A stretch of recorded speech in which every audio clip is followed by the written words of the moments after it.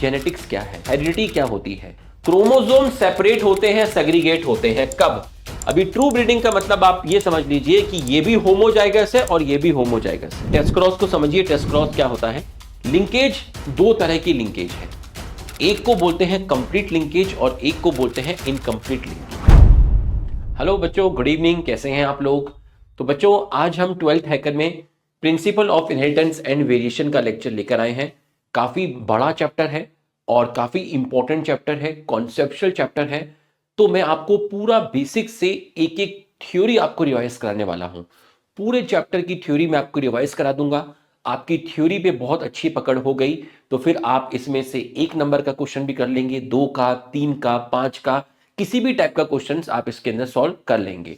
तो चलिए बच्चों, बिना टाइम वेस्ट किए लेक्चर को स्टार्ट करते हैं। सबसे पहले हमें कुछ टर्म समझनी है कि जेनेटिक्स क्या है। हेरिडिटी एंड वेरिएशन की स्टडी को जेनेटिक्स बोलते हैं। अब दूसरा पॉइंट आया कि हेरिडिटी क्या होती है ना। पेरेंट्स से बच्चों में कैरेक्टर जाते हैं, है ना। आपके अंदर कुछ ऐसे कैरेक्टर होंगे जो आपकी मम्मी में भी हैं और आपके पापा में भी हैं। तो पेरेंट्स से बच्चों के अंदर कैरेक्टर गए, इस चीज को आपने बोला हेरिडिटी। ठीक है, पेरेंट्स से ऑफस्प्रिंग में। वेरिएशन क्या है भाई, आपके अंदर कुछ ऐसे भी कैरेक्टर होंगे जो ना आपके मम्मी में है ना आपके पापा में है। ठीक है, वो कुछ चेंजेस आपके अंदर आए हैं। ठीक है, और आजकल यही चेंजेस भारी पड़ रहे हैं। ठीक है, और ये जो चेंजेस हैं इनको आप वेरिएशन बोलते हैं और ये आती है क्रॉसिंग ओवर की वजह से। तो हेरिडिटी और वेरिएशन की स्टडी को आपने बोला जेनेटिक्स। इनहेरिटेंस क्या है, एक वो प्रोसेस है जिसके थ्रू कैरेक्टर एक जनरेशन से दूसरे जनरेशन में जाते हैं। पेरेंट्स से ऑफस्प्रिंग के अंदर गए, किसके थ्रू गए, मैं कह सकता हूं गैमेट्स के थ्रू गए, है ना। फादर का स्पर्म और मदर का एग। अब स्पर्म और एग में क्या है, स्पर्म में फादर के क्रोमोसोम है, एग में मदर के क्रोमोसोम है। ये दोनों एक साथ आए फर्टिलाइजेशन के दौरान, कहां, जाइगोट में, तो एक बच्चे का निर्माण हुआ। ठीक, तो इन स्पर्म और एग में क्या था, इनमें क्रोमोसोम था। क्रोमोसोम में क्या है, क्रोमोसोम में डीएनए है। ठीक है, फादर ऑफ जेनेटिक्स मेंडल। अब हम जानेंगे कि जीन क्या होता है। क्रोमोसोम के अंदर होता है आपका डीएनए। आप देखिए क्रोमोसोम बनाया है, क्रोमोसोम में व्हाइट कलर से क्या बनाया है, डीएनए बनाया है। इस डीएनए में कुछ डीएनए को सर ने पिंक कलर से डिनोट किया है। देखिए कुछ डीएनए को सर ने पिंक कलर से डिनोट किया है। तो वो डीएनए आपको कैसा लग रहा है, बहुत छोटा सा डीएनए लग रहा है। तो जीन क्या है, जीन डीएनए का एक छोटा सा सेगमेंट है। इस पूरे डीएनए में कुछ कुछ जगह पर सर ने डीएनए को हाईलाइट किया है पिंक कलर से। तो ये डीएनए का सेगमेंट, ये डीएनए का सेगमेंट, ये डीएनए का सेगमेंट, ये डीएनए का सेगमेंट। ठीक है, जो कि कोई ना कोई पर्टिकुलर प्रोटीन बनाएगा और उस प्रोटीन की वजह से ऑर्गेनिज्म के अंदर कोई ना कोई कैरेक्टर कंट्रोल होगा। अब आप देखिए, जैसे मैं आपसे बोलता हूं कि भाई ये स्किन कलर है, किसकी वजह से है, जीन की वजह से है। ठीक है, मैं कहता हूं कि रोज, रोज की जो पेटल्स हैं वो येलो कलर की है, या उसकी पेटल आपकी पिंक कलर की है, या रेड कलर का रोज है। तो ये कलर क्या है, कैरेक्टर हो गया। किसकी वजह से है, जीन की वजह से है। तो जीन कैरेक्टर को कंट्रोल करता है ना, जीन कैरेक्टर को कंट्रोल करता है। ठीक है, तो मेरे बालों का कलर अगर ब्लैक है तो इस ब्लैक कलर को कंट्रोल करने के लिए भी कोई जीन है, समझे। अगर मेरी हाइट ज्यादा है या कम है, इसको कंट्रोल करने के लिए भी जीन्स होते हैं। तो भाई जीन क्या हुआ, जीन डीएनए का टुकड़ा है जो कि कोई ना कोई प्रोटीन बनाता है, जिसकी वजह से आपका कोई ना कोई कैरेक्टर कंट्रोल हो रहा है। अब एक जीन आपको दिखाया, इस जीन ने एक कैरेक्टर कंट्रोल किया। फॉर एग्जाम्पल प्लांट की हाइट, मटर के अंदर प्लांट की हाइट। अब हाइट एक कैरेक्टर हो गया। अब हाइट कैसी हो सकती है, टॉल हो सकती है या फिर ड्वार्फ हो सकती है। तो टॉल और ड्वार्फ क्या हो गई, ट्रेट। इसका मतलब एक जीन में एक कैरेक्टर होता है यूजुअली, और उसमें कितनी ट्रेट होती हैं, 2 ट्रेट होती हैं। ठीक उसी प्रकार से देखिए सीड का शेप, सीड का शेप एक कैरेक्टर है, इसको कंट्रोल करने वाला एक जीन है। लेकिन सीड शेप राउंड और रिंकल्ड हो सकता है। तो राउंड और रिंकल्ड क्या हो गई, ट्रेट हो गई।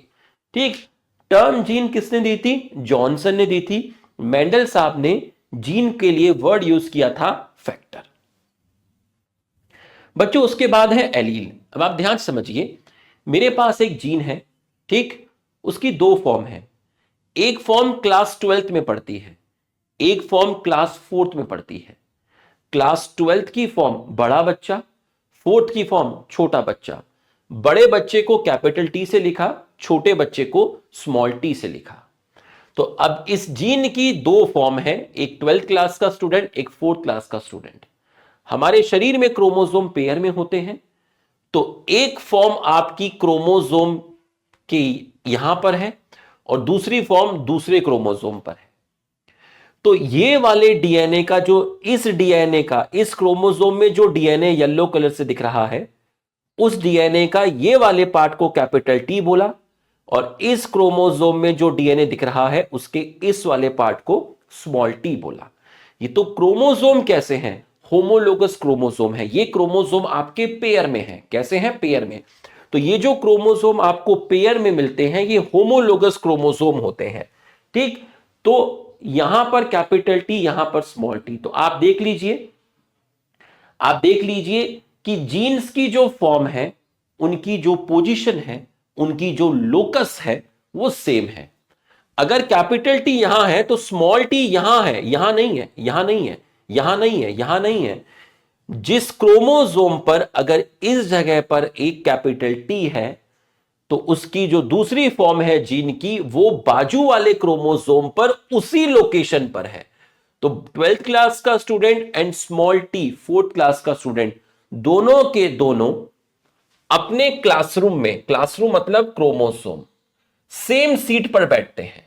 ये भी फर्स्ट सीट पर बैठता है, ये भी फर्स्ट सीट पर बैठता है। इन दोनों फॉर्म को हमने बोला एलील। तो एक तरीके से एलील क्या हुई? एक तरीके से एलील जीन का ही रिप्रेजेंटेशन हुआ, जीन की ही फॉर्म हुई, alternate form of one gene. एक जीन, एक कैरेक्टर, टू ट्रेट्स। एक जीन में कितने कैरेक्टर हैं? एक कैरेक्टर है, टू ट्रेट्स। और कितने एलील हैं आपके? दो एलील हैं। इस जीन के दो एलील, कैपिटल टी और स्मॉल टी, ठीक। अब 2n is equal to capital T small T. तो इस ये कैसा है? क्रोमोसोम पेयर में है, तो ये कैसा है? डिप्लॉयड है। इस पेरेंट को क्या लिखेंगे? Capital T small T. अब कैपिटल टी टॉल ट्रेट को कंट्रोल करता है, स्मॉल टी ड्वार्फ ट्रेट को कंट्रोल करता है। टॉल ट्रेट को कंट्रोल करने वाला कैपिटल टी, 12th क्लास का बच्चा कैपिटल टी, ताकतवर बच्चा, डोमिनेंट एलील। 4th क्लास का बच्चा थोड़ा कमजोर है 12th क्लास के मुकाबले में, रिसेसिव एलील। तो रिसेसिव एलील की वजह से है रिसेसिव ट्रेट, जिसको आप ड्वार्फ बोलते हैं। डोमिनेंट एलील की वजह से है टॉल ट्रेट, जो कि आपका डोमिनेंट ट्रेट है। और एलील कैसा है? डोमिनेंट। तो अगर 2n is equal to capital T small T है तो यहां 12th क्लास का बच्चा भी है, 4th क्लास का बच्चा भी है, ताकतवर बच्चा है 12th क्लास का। तो किसकी चलेगी? 12th क्लास के बच्चे की चलेगी। इसलिए ये वाला प्लांट टॉल हुआ, ड्वार्फ नहीं हुआ। सर ड्वार्फ क्यों नहीं हुआ? भाई क्यों होगा सर? स्मॉल टी की वजह से ड्वार्फ क्यों नहीं हुआ? कैपिटल टी की वजह से टॉल क्यों हुआ? कैपिटल टी 12th क्लास का बच्चा है, ताकतवर है, तो ताकतवर वाले की चलेगी, कमजोर वाले की नहीं चली। तो कैपिटल टी अपने आप को एक्सप्रेस करेगा और यहां पर आपका टॉल आएगा। अब आप देखिए, एक जीन की दो फॉर्म जरूरी थोड़ी ना ऐसी ही होंगी। एक जीन की दोनों फॉर्म ऐसी भी हो सकती है। मतलब इस जीन की एक फॉर्म क्लास 12 का स्टूडेंट है, इस जीन की दूसरी फॉर्म भी क्लास 12 का स्टूडेंट है। तो एक जीन की दोनों फॉर्म क्लास 12 की भी हो सकती है। तो जब ऐसी कंडीशन होती है तो इसको बोलते हैं होमोजाइगस कंडीशन। अगर ऐसी कंडीशन होती है तो इसको बोलते हैं हेट्रोजाइगस कंडीशन। हेट्रोजाइगस मतलब एक जीन की दोनों फॉर्म अलग अलग है, एक बड़ा टी छोटा टी, हेट्रोजाइगस। एक जीन की दोनों फॉर्म सेम है, बड़ा टी होमोजाइगस।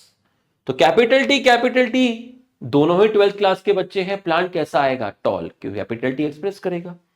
एक जीन की दो फॉर्म ऐसी भी हो सकती हैं, स्मॉल टी। इसका मतलब ये भी स्मॉल टी, ये भी स्मॉल टी, दोनों बच्चे इस जीन के 4th क्लास में पढ़ते हैं। तो स्मॉल टी की वजह से क्या होगा? ड्वार्फ। तो ड्वार्फ कैरेक्टर कब आएगा? ड्वार्फ कैरेक्टर आपका तभी आएगा जब दोनों छोटे होंगे। अगर दोनों बड़े हैं तब टॉल आएगा, एक बड़ा है एक छोटा है तब भी टॉल ही आएगा, क्योंकि बड़ा टी 12th क्लास का बच्चा ज्यादा ताकतवर है, स्मॉल टी के कंपेयर में वो 4th क्लास का बच्चा है, वो अपने आप को एक्सप्रेस नहीं कर पाएगा। अब देखो, अगर कोई आपसे पूछता है, ठीक है, ये तो कोई आपसे पूछेगा नहीं, इसको तो अभी आप हटा दीजिए ये, ठीक है। हाँ देखिए, मैंडलिज्म को देखिए, ठीक, मैंडलिज्म में आप देखिएगा 22 जुलाई को ये पैदा हुए, 1822 में ये पैदा हुए, ऑस्ट्रिया में ये पैदा हुए, गार्डन पी पाइसम सटाइवम पे इन्होंने काम किया, 1856 से 1863 में इन्होंने काम किया, मतलब इन्होंने 7 साल काम किया। ये मॉन्स्ट्री थी जहां पर इन्होंने काम किया, ठीक है, और इन्होंने 7 कैरेक्टर की स्टडी करी, ठीक है। ये है वो कैरेक्टर जो इन्होंने मटर के अंदर स्टडी किए, ये 7 कैरेक्टर, हर कैरेक्टर की 2 ट्रेट है। तो मेंडल साहब ने कितनी ट्रेट की स्टडी की? मेंडल साहब ने 14 ट्रेट की स्टडी की, 7 कैरेक्टर की स्टडी की। इन्होंने मटर ही क्यों चुना? मटर का कल्टीवेशन करना गार्डन में बहुत इजी है। मटर एक एनुअल प्लांट है, मतलब अपनी लाइफ साइकिल को 1 साल में ही कंप्लीट कर लेगा। 3 से 4 महीने के अंदर यहां इसके आपको सीड प्रोडक्शन, फर्टिलाइजेशन वगैरह सब कुछ हो जाएगा। शॉर्ट लाइफ स्पैन है, complete their cycle in 1 year. More seed produce in short span of time, बहुत कम समय में बहुत सारे सीड प्रोड्यूस कर सकते हैं। बाइसेक्सुअल प्लांट है, अगर बाइसेक्सुअल है तो मतलब इसके फ्लावर में स्टेमन पिस्टिल दोनों है, मतलब नेचुरली भगवान ने इसके अंदर सेल्फ पॉलिनेशन दिया है। और अगर आप चाहो तो इसमें से स्टेमन को रिमूव करके आप इसके अंदर आर्टिफिशियली क्रॉस पॉलिनेशन भी करवा सकते हो, ये यहां पे लिखा हुआ है। ये कैरेक्टर्स हैं। तो मेंडल साहब ने कौन कौन सी टेक्निक यूज की थी? Emasculation and bagging. और कितनी वेराइटी स्टडी की इन्होंने? 14 वेराइटी स्टडी की, ठीक है, 14 वेराइटी है मटर की, ठीक है, 14 ट्रेट है, ठीक।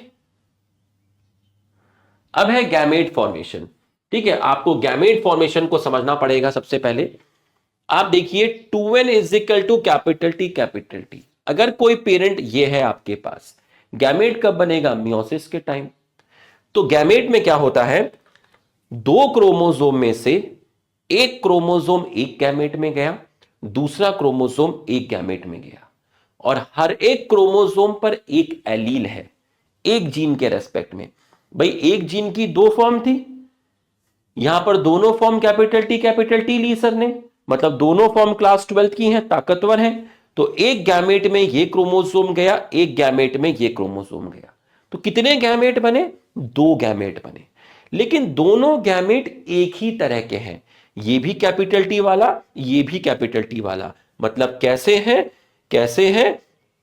ये आपके सेम टाइप के हैं, ये आपके कैसे हैं? सेम टाइप के हैं। तो जब क्रोमोसोम अलग अलग होते हैं तो क्रोमोसोम पर जो एलील होते हैं वो भी अलग अलग हो जाते हैं। तो एक गैमेट में एक क्रोमोसोम गया या एक गैमेट में एक एलील गया, सही है।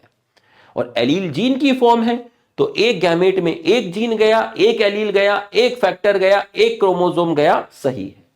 अब जरा यहां पर देखिए, क्रोमोसोम सेपरेट होते हैं, सेग्रीगेट होते हैं, कब? गैमेट फॉर्मेशन के टाइम। ट्रू है। हर गैमेट में 2 में से एक क्रोमोसोम जाता है, सही है। क्रोमोसोम एलील सेग्रीगेट करते हैं गैमेट फॉर्मेशन के टाइम, ताकि एक गैमेट में एक एलील आया, सही है। कितने गैमेट बने? 2 बने। टाइप्स कितना है? 1 है, टाइप का नाम कैपिटल टी। अगर ऐसा होगा तो एक गैमेट में कैपिटल टी गया और एक गैमेट में स्मॉल टी गया, अगर पेरेंट ऐसा होगा तो नंबर कितने बने? 2। टाइप्स कितने बने? 2, एक कैपिटल टी वाला और एक स्मॉल टी वाला, मतलब डिफरेंट बने। अगर पेरेंट ऐसा होगा तब भी 2 गैमेट बनेंगे, एक स्मॉल टी वाला, दूसरा स्मॉल टी वाला, बट टाइप बना एक, सेम टाइप का बना। इस गैमेट में भी स्मॉल टी और इस गैमेट में भी स्मॉल टी। तो बच्चों ये चीज समझ में आ गई होगी। आगे बढ़ते हैं। ये मैं आपको बता चुका हूं, ये उन्होंने कैरेक्टर लिए थे, 7 कैरेक्टर थे, ठीक। उसके बाद है इनहेरिटेंस ऑफ 1 जीन। जब आप एक जीन की स्टडी करोगे तो एक जीन मतलब कितना कैरेक्टर? एक कैरेक्टर। कितनी ट्रेट? 2 ट्रेट। तो आप एक जीन की स्टडी कर रहे हो, है ना। कितने जीन की स्टडी कर रहे हो? एक जीन की स्टडी। और कैरेक्टर कितना होगा? एक। भाई एक जीन कितने कैरेक्टर कंट्रोल करेगा? एक कैरेक्टर कंट्रोल करेगा। कैरेक्टर का नाम हो गया प्लांट हाइट। और उसमें कितनी ट्रेट है? दो ट्रेट है, एक है टॉल और एक है ड्वार्फ। तो सर ने एक मेल पेरेंट लिया, दूसरा सर ने फीमेल पेरेंट लिया। मेल पेरेंट होमोजाइगस टॉल है, capital T capital T. Female parent homozygous dwarf है, स्मॉल टी स्मॉल टी। तो जो पेरेंट्स लिए जाते हैं वो ट्रू ब्रीडिंग है। अभी ट्रू ब्रीडिंग का मतलब आप ये समझ लीजिए कि ये भी होमोजाइगस है और ये भी होमोजाइगस है। तो शादी करवाने के लिए जो आप दो पेरेंट्स लेते हैं वो हमेशा होमोजाइगस लेते हैं। आपने होमोजाइगस टॉल लिया और हेट्रोजाइगस सॉरी होमोजाइगस ड्वार्फ लिया। ठीक। अब यहां से एक तरह का गैमेट आया। भाई बनेंगे तो यहां से दो गैमेट, एक गैमेट में ये कैपिटल टी, एक गैमेट में ये कैपिटल टी। बट जब दोनों गैमेट एक ही तरह के बने तो आप उसको एक बार लिख लीजिए। तो इसलिए सर ने यहां से कैपिटल टी निकाल दिया और यहां से स्मॉल टी निकाल दिया। भाई यहां से किस टाइप का गैमेट बनेगा? स्मॉल टी बनेगा। दोनों स्मॉल टी बनेंगे तो सर ने एक बार लिख लिया। दोनों कैपिटल टी बनेंगे, सर ने एक बार लिख लिया। अब फर्टिलाइजेशन करवाया, कैपिटल टी स्मॉल टी साथ में आ गए। अब कैपिटल टी 12th क्लास का बच्चा, स्मॉल टी 4th क्लास का बच्चा, तो ताकतवर कौन सा है? क्लास 12th का है। तो एक्सप्रेस कौन करेगा? क्लास 12th का करेगा, कैपिटल टी एक्सप्रेस करेगा। इसलिए ये बंदा कैसे आया? ये आया आपका टॉल। ये है आपकी F1 जनरेशन। अब आपको क्या करना है? ये जो टॉल प्लांट आया, ये रहा ये टॉल प्लांट। इसमें फूल खिला, फूल में स्टेमन भी है और पिस्टिल भी है। अब ये plant capital T small T वाला है, इसका मतलब इसका स्टेमन कैसा है? Capital T small T. इसका पिस्टिल कैसा है? Capital T small T. स्टेमन कैसा है? Capital T small T. Pistil कैसा है? Capital T small T. अब यहां से पोलन ग्रेन इस पर जाएगी, यहां से पोलन ग्रेन इस पर जाएगी। तो स्टेमन से मिलेगी पोलन ग्रेन, पिस्टिल से मिलेगा फीमेल गैमेट। तो अब आप देखिए स्टेमन और पिस्टिल कैसा है? स्टेमन है capital T small T, pistil है कैपिटल टी स्मॉल टी। तो आपने क्या करवाई बच्चों? सेल्फिंग करवाई। अब इस पेरेंट से आपने दो गैमेट बनाए, तो पोलन ग्रेन जो बनी हैप्लॉइड, एक गैमेट ये रहा, एक गैमेट ये रहा। दोनों गैमेट आपके अलग अलग हैं। ठीक। तो ये पोलन ग्रेन में कैपिटल टी है, ये पोलन ग्रेन में आपका स्मॉल टी है। ठीक। यहां से एग बना female gamete, capital T small T. अब यहां से इस गैमेट की बनने की प्रोबेबिलिटी भी 50% है और इसकी भी 50% है। इससे दो तरह के गैमेट बनेंगे, कैपिटल टी स्मॉल टी। तो जितना ये बना उतना ही ये बना, तो इसकी प्रोबेबिलिटी 50%, इसकी प्रोबेबिलिटी 50%। यहां से दो तरह के गैमेट बने, कैपिटल टी और स्मॉल टी, इसकी प्रोबेबिलिटी 50%, इसकी प्रोबेबिलिटी 50%। अब ये किस किस को फर्टिलाइज कर सकता है? ये इसको थोड़ी ना फर्टिलाइज करेगा, ये तो इसी का ही है। स्पर्म स्पर्म को थोड़ी ना फर्टिलाइज करेगा। ये इस एग को फर्टिलाइज कर सकता है और ये इस एग को फर्टिलाइज कर सकता है। तो इसकी इस एग को और इस एग को फर्टिलाइज करने की प्रोबेबिलिटी 50%। इसने इसको फर्टिलाइज किया और इसने इसको फर्टिलाइज किया। ये देखो 50% 50%। ये पोलन ग्रेन इसको फर्टिलाइज कर सकती है और इसको कर सकती है। तो इसको फर्टिलाइज करने की प्रोबेबिलिटी 50% है और इसको फर्टिलाइज करने की प्रोबेबिलिटी भी 50% है। तो F2 जनरेशन में आपके इस तरह के बच्चे पैदा हो गए। ये देख लीजिए। और आप इसको किस तरीके से दिखा सकते हैं? आप कैपिटल टी स्मॉल टी यहां पर लिख लीजिए male gamete, horizontal line. Capital T small T यहां लिख लीजिए फीमेल गैमेट।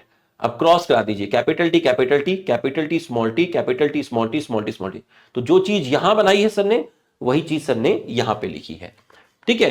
ये जो बनाया है इसको पुनेट स्क्वायर बोलते हैं। अभी सर बताएंगे पुनेट स्क्वायर क्या होता है। ठीक है। तो अब आप गार्डन में गए तो आपने देखा गार्डन में इस तरह के प्लांट है। मतलब गार्डन में आपको तीन बड़े दिखे और एक छोटा दिखा। तो टॉल कितने दिखे? ये भी टॉल, ये भी टॉल, ये भी टॉल। तो गार्डन में आपने अपनी आंखों से देखा, उनके एक्सटर्नल अपीयरेंस से आपने देखा कि तीन बड़े हैं एक छोटा है।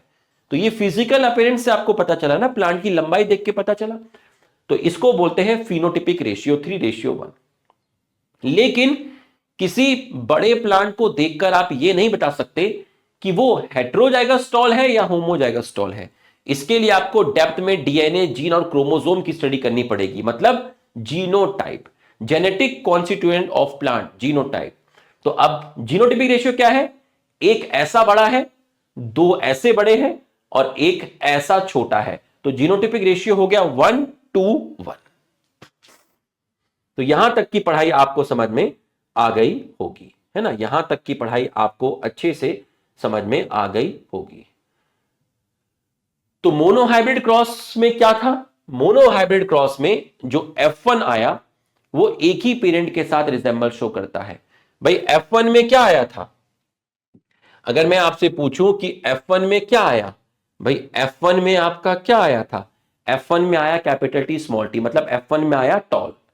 तो ये पेरेंट टॉल है, ये तो नहीं है, इसका मतलब F1 इस पेरेंट के साथ, एक पेरेंट के साथ रिजेंबल शो करता है।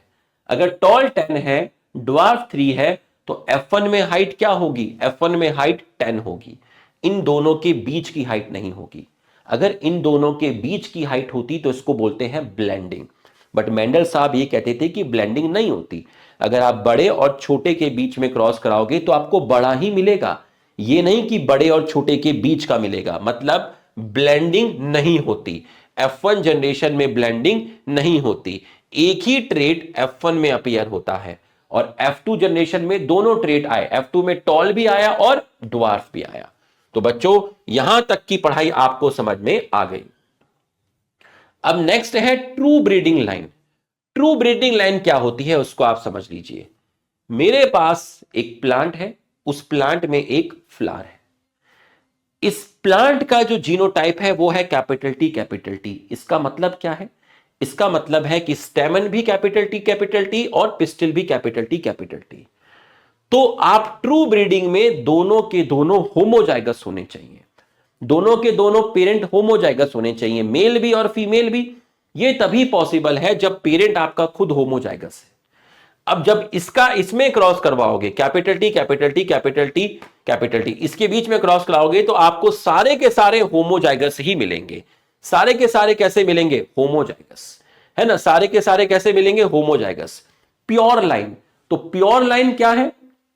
प्योर लाइन क्या है?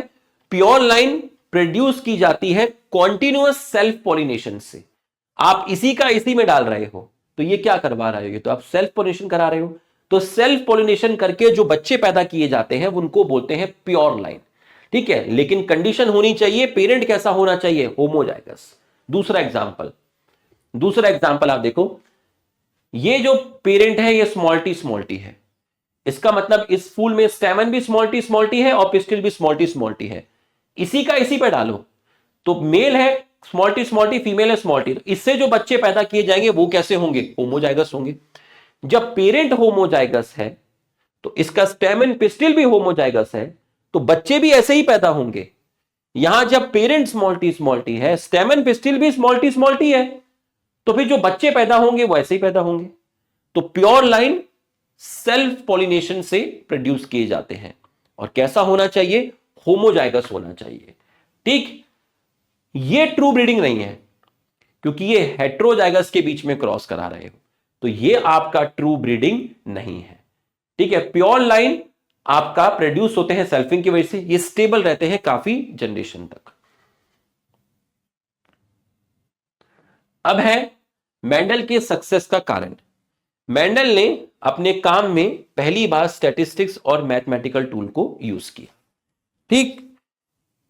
इसकी वजह से वो अपना काम करने में उनको आसानी हुई, है ना। काम को उनको चीजों को कैलकुलेट करना, है ना, प्रेजेंट करने में उनको आसानी हुई, ठीक है। He kept record of his experiment. उन्होंने जो भी काम किया उसका प्रॉपर रिकॉर्ड रखा और हर रिजल्ट को उन्होंने एक्सपेरिमेंट की हेल्प से प्रूव किया। लार्ज सैंपलिंग साइज, मतलब उन्होंने एक बड़ा या एक छोटे के बीच में क्रॉस नहीं कराया, उन्होंने बहुत सारे बड़े प्लांट और बहुत सारे छोटे प्लांट के बीच में क्रॉस कराया। तो F1 जनरेशन में हमेशा बड़े ही आते थे। अगर एक बार कराया होता एक बड़ा एक छोटा, हो सकता है तुक्का हुआ हो सकता है कोई दूसरा कारण हो, लेकिन वो उन्होंने बहुत सारे, मान लो उन्होंने 1000 बार बड़े प्लांट लिए, 1000 बार छोटे प्लांट लिए और 1000 बार बड़े ही आ रहे हैं। इसका मतलब ये उनके रिजल्ट को क्रेडिबिलिटी देगा कि हाँ यार उनका सैंपलिंग साइज जो था वो बड़ा था, ठीक। मटर के अंदर बहुत सारी कॉन्ट्रास्टिंग ट्रेड थी, तो डोमिनेंट ट्रेड भी थी, रिसेसिव ट्रेड भी थी, है ना। तो चीजों को समझना आसान था, ठीक है। यहां पर आप डोमिनेंट एलील और रिसेसिव एलील को बहुत अच्छे से लोगों को समझा सकते थे। ये जो बॉक्स बनाए जाते हैं इसको बोलते हैं पुनेट स्क्वायर, ठीक है। इस पुनेट स्क्वायर की हेल्प से आप किस तरह के बच्चे पैदा होंगे इस तरह का बच्चा होगा या इस तरह का होगा, किस तरह का बच्चा पैदा होगा, ये F1 जनरेशन है, ये F2 जनरेशन है। तो हर बच्चे का जीनोटाइप पता लगाया जा सकता है, ठीक है। Probability of determine the genotype of offspring. यहां देखो जीनोटाइप कैसा है, सारे के सारे टॉल हैं। कौन सी जनरेशन है, F1। ये कौन सी है, F2। तो ग्राफिकल रिप्रेजेंटेशन है जिसकी हेल्प से आप ऑफस्प्रिंग और जायगोट का जीनोटाइप पता लगा सकते हो, ठीक। अब ये आपका हो गया। अब मोनोहाइब्रिड क्रॉस के बेसिस पर मेंडल साहब ने दो लॉ दिए, एक है लॉ ऑफ डोमिनेंस और एक है law of segregation. Law of dominance का पहला point, character controlled by separate unit called factor. Character को कौन कंट्रोल करता है, डीएनए का एक सेपरेट यूनिट जिसको आप बोलते हैं फैक्टर। फैक्टर कैसे होते हैं, फैक्टर पेयर्स में होते हैं। फैक्टर कैसे होते हैं, पेयर्स में होते हैं। मतलब capital T capital T, capital T small T, small T small T, यही फैक्टर्स है, यही जीन है, यही एलील है।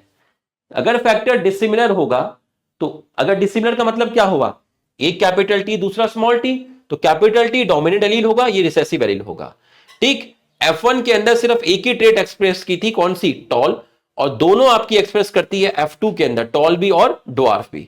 सिर्फ dominant allele, only dominant allele express in F1 generation. F1 generation में सिर्फ डोमिनेंट एलील एक्सप्रेस किया था, इसलिए F1 में सिर्फ आपका कौन सा आया था, टॉल आया था। यह एक्सप्लेन करता है F2 के अंदर 3:1। तो फिनोटिपिक रेशियो 3:1 कहां पर आता है, F2 जनरेशन में आता है। ये यूनिवर्सल लॉ नहीं है, इसके कुछ एक्सेप्शंस हैं, जैसे इनकम्प्लीट डोमिनेंस एंड को डोमिनेंस, तो ये आपको बताया जाएगा। दूसरा लॉ जो इसके बेसिस पे दिया गया वो है आपका law of segregation. Law of segregation base था इस फैक्ट पर कि एलील ब्लेंडिंग शो नहीं करते। मेंडल साहब क्या कहता था कि एलील की ब्लेंडिंग नहीं होती। इसका मतलब क्या है, अगर आप टॉल और ड्वार्फ के बीच में क्रॉस कराएंगे तो आपको टॉल ही मिलेगा, बीच के प्लांट नहीं मिलेंगे, है ना। आपको कोई अगर बड़े प्लांट की हाइट 10 है और छोटे प्लांट की हाइट 3 सेंटीमीटर है, तो आपको जो मिलेगा वो 10 सेंटीमीटर वाला ही मिलेगा, आपको 7 या 8 सेंटीमीटर वाला नहीं मिलेगा। और दोनों कैरेक्टर आपके F2 के अंदर रिकवर करते हैं। हालांकि F1 में सिर्फ एक ही ट्रेट आया था, कौन सा, टॉल। पेरेंट्स में दो एलील होते हैं, कब, ड्यूरिंग गैमेट फॉर्मेशन, जब तक गैमेट नहीं बना है। देखो पेरेंट्स में कितने एलील हैं, दो, कितने हैं, दो। लेकिन जब गैमेट फॉर्म्ड हो जाता है उस टाइम एक गैमेट में एक ही एलील जाता है, ओनली 1 क्रोमोसोम और factor allele enter into each gamete. ये देखो, एक गैमेट में एक एलील, एक गैमेट में एक एलील, एक गैमेट में एक गैमेट में एक, ठीक है। Homozygous parent, heterozygous parent, homozygous parent, तो एक ही टाइप का गैमेट बना, यहां भी एक ही टाइप का गैमेट बना, यहां कितने टाइप के गैमेट बने, यहां 2 टाइप के गैमेट बने। ये आपका यूनिवर्सल लॉ है, ठीक है। इसके भी एक्सेप्शन है बट किताब में मेंशन नहीं है, इसको मैंने यूनिवर्सल लॉ बोल दिया। फिर है आपका टेस्ट क्रॉस, ठीक है। टेस्ट क्रॉस को समझिए, टेस्ट क्रॉस क्या होता है, ठीक है। टेस्ट क्रॉस को आप समझिए। मान लीजिए आपको मैंने एक फ्लावर दिया है, ठीक है। मान लीजिए मैंने आपको एक फ्लावर दिया है, वायलेट फ्लावर। तो वायलेट फ्लावर फिनोटाइप है, लेकिन ये वायलेट फ्लावर होमोजाइगस वायलेट भी हो सकता है और हेटेरोजाइगस वायलेट भी हो सकता है, बिल्कुल सही है। होमोजाइगस वायलेट को लिखेंगे कैपिटल W, और हेटेरोजाइगस वायलेट को आप लिखेंगे कैपिटल W स्मॉल w। तो ये आपका होमोजाइगस वायलेट है या फिर हेटेरोजाइगस वायलेट है, ये आपको पता लगाना पड़ेगा। मतलब आपको वायलेट का जीनोटाइप पता लगाना है। तो अगर जीनोटाइप पता लगाना है तो उसके लिए आप टेस्ट क्रॉस करते हैं। अगर मैंने आपको कोई वायलेट फ्लावर दिया, आपको यह पता लगाना है कि यह वायलेट बड़ा W वाला है या फिर बड़ा W छोटा W वाला है, मतलब ये होमोजाइगस वायलेट है या फिर हेटेरोजाइगस वायलेट है। आपको नहीं पता कैसा है, आप उस वायलेट की शादी करवा दीजिए रिसेसिव पेरेंट के साथ। आपने वायलेट फ्लावर की शादी कराई रिसेसिव पेरेंट के साथ, ठीक। फिर आप गार्डन में गए, आपको गार्डन में सारे के सारे वायलेट फ्लावर मिले, क्योंकि कैपिटल W स्मॉल w, तो सारे के सारे कैसे मिलेंगे, यहां से गैमेट आया कैपिटल W, यहां से गैमेट आया स्मॉल w। तो आपके गार्डन में सारे के सारे वायलेट फ्लावर मिले, इसका मतलब जो वायलेट फ्लावर आपको दिया गया था वो वायलेट फ्लावर होमोजाइगस वायलेट था। खुद सोचिए ना, हमें यह नहीं पता कि ये वायलेट फ्लावर कैसा है, ये वायलेट फ्लावर ऐसा वाला है या ऐसा वाला है। हमने इसका क्रॉस रिसेसिव पेरेंट के साथ करा दिया और गार्डन में सारे ही वायलेट मिले। गार्डन में सारे वायलेट तभी मिल सकते हैं जब ऐसा वाला वायलेट आपको दिया गया हो। ठीक है, दूसरा केस क्या हो सकता है, आपने इस वायलेट फ्लावर की शादी कराई रिसेसिव पेरेंट के साथ। ठीक है, यहां पे भी रिसेसिव के साथ कराई, यहां भी रिसेसिव के साथ कराई। अब आपको दो तरह के प्लांट मिले गार्डन में, वायलेट और व्हाइट। तो वायलेट और व्हाइट तभी मिल सकते हैं जब ये वायलेट फ्लावर हेट्रोजाइगस रहा हो।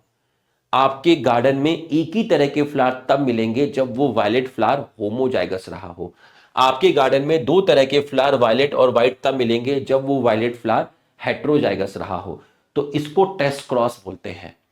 टेस्ट क्रॉस, जिसमें आप जीनोटाइप पता करते हो, किसका, पेरेंट का। आपको यह कहा गया, बोला गया इसका जीनोटाइप पता करो, ये जीनोटाइप कैसा है, आपने इसका रिसेसिव पेरेंट के साथ क्रॉस करा दिया। तो ये जो चीज है इसको टेस्ट क्रॉस बोलते हैं। टेस्ट क्रॉस जिसमें आप F1 का किसके साथ क्रॉस कराते हैं, रिसेसिव पेरेंट के साथ क्रॉस कराते हैं। आप F2 का भी क्रॉस करा सकते हैं रिसेसिव पेरेंट के साथ, वो भी टेस्ट क्रॉस ही होगा। ठीक है, ये आपका टेस्ट क्रॉस है जिसका रेशियो क्या आता है, जिसका रेशियो आता है 1:1। अब है आपका एक्सेप्शन। ठीक है, थोड़ा सा सांस ले लेता हूं। बच्चों यहां तक आपको पूरा का पूरा समझ में आ गया होगा। अब हम नेक्स्ट पढ़ते हैं, जहां आपको मेंडल साहब के एक्सेप्शन पढ़ाए जाएंगे, जिसमें सबसे पहले है इनकम्प्लीट डोमिनेंस, जो आपके किसने बताया था, कॉरेंट साहब ने बताया था। ठीक है, इसके दो एग्जांपल हैं। एक है मिराबिलिस जेनेफा जिसको आप 4 o'clock प्लांट बोलते हैं, दूसरा है एंटेरिनम मेजस जिसको आप डॉग फ्लावर बोलते हैं, इसी को आप स्नैपड्रैगन बोलते हैं। ठीक, इन दोनों प्लांट के अंदर होमोजाइगस कंडीशन में दो तरह के फ्लावर मिलते हैं, एक फ्लावर है रेड और दूसरा फ्लावर है व्हाइट।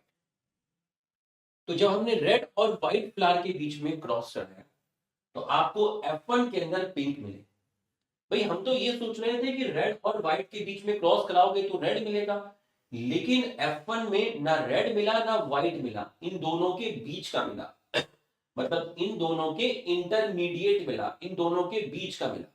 मेंडल साहब के टाइम तो ऐसा होता नहीं था, उनके टाइम तो कंप्लीट डोमिनेंस होता था। तो आपको मिला F1। इसका मतलब यहां पर क्या हो गया, इसका मतलब यहां ब्लेंडिंग हो गई। मेंडल साहब ब्लेंडिंग की बात नहीं करते थे, लेकिन यहां ब्लेंडिंग हो गई। ब्लेंडिंग में क्या होता है, बीच का मिलता है। रेड और व्हाइट के बीच में क्रॉस कराया, हम सोच रहे थे रेड मिलेगा, इनके बीच का मिला। इसका मतलब कैपिटल आर और स्मॉल आर एलील की क्या हो गई, मिक्सिंग हो गई, कलर का मिक्स हो गया। ठीक है, F1 do not resemble either of two parent. तो आपका F1 में जो आया है वो किसी भी पेरेंट से रिजेंबल शो नहीं करता, ना तो वो रेड फ्लावर से रिजेंबल शो कर रहा, ना वो व्हाइट से शो कर रहा है।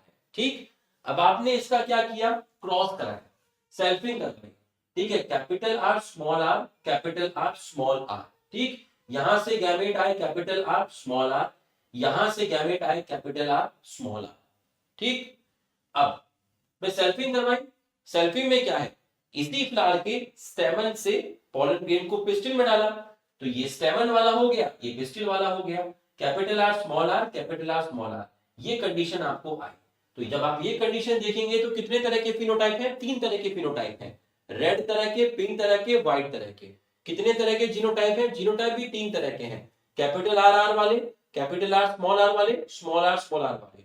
फिनोटिपिक रेशियो हो गया 1:1, एक रेड है, दो पिंक है, एक व्हाइट है।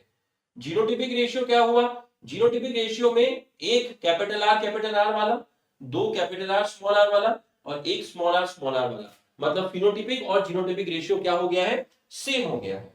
ठीक, अब नेक्स्ट है आपका मल्टीपल एलील। मल्टीपल एलील समझिए क्या होता है। अभी तक हमने क्या पढ़ा कि एक जीन यूजुअली कितने एलील होते हैं, एक जीन में दो एलील होते हैं। ये तो पढ़ा कि एक जीन की दो फॉर्म, कैपिटल टी या फिर कैपिटल टी स्मॉल टी या फिर स्मॉल टी। तो एक जीन में हमने कितने एलील पढ़े, यूजुअली दो। और एक जीन कितना कैरेक्टर कंट्रोल करता था, एक कैरेक्टर कंट्रोल करता था। लेकिन मल्टीपल एलील में क्या होता है, एक जीन के दो से ज्यादा एलील है, कैरेक्टर एक ही है, एक जीन है एक कैरेक्टर है, लेकिन एलील दो नहीं है, एलील दो से ज्यादा है। ठीक है, एग्जांपल,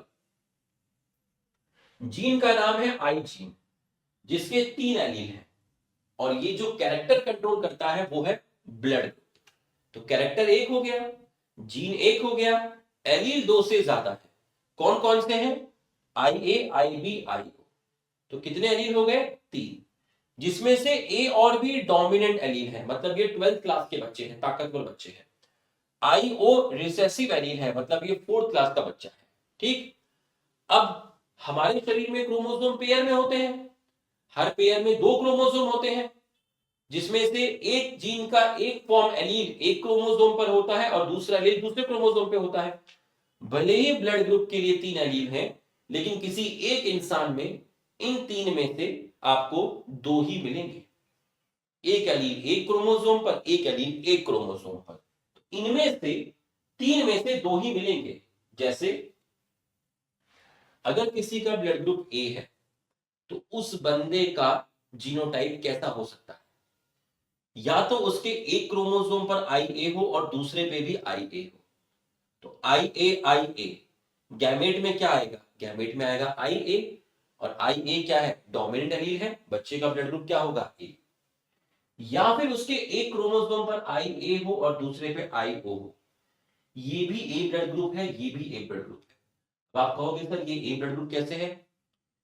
आई ए डोमिनेंट एलील है, आई ओ रिसेसिव एलील है। आई ओ 4th क्लास का बच्चा है, आई ए 12th क्लास का बच्चा है।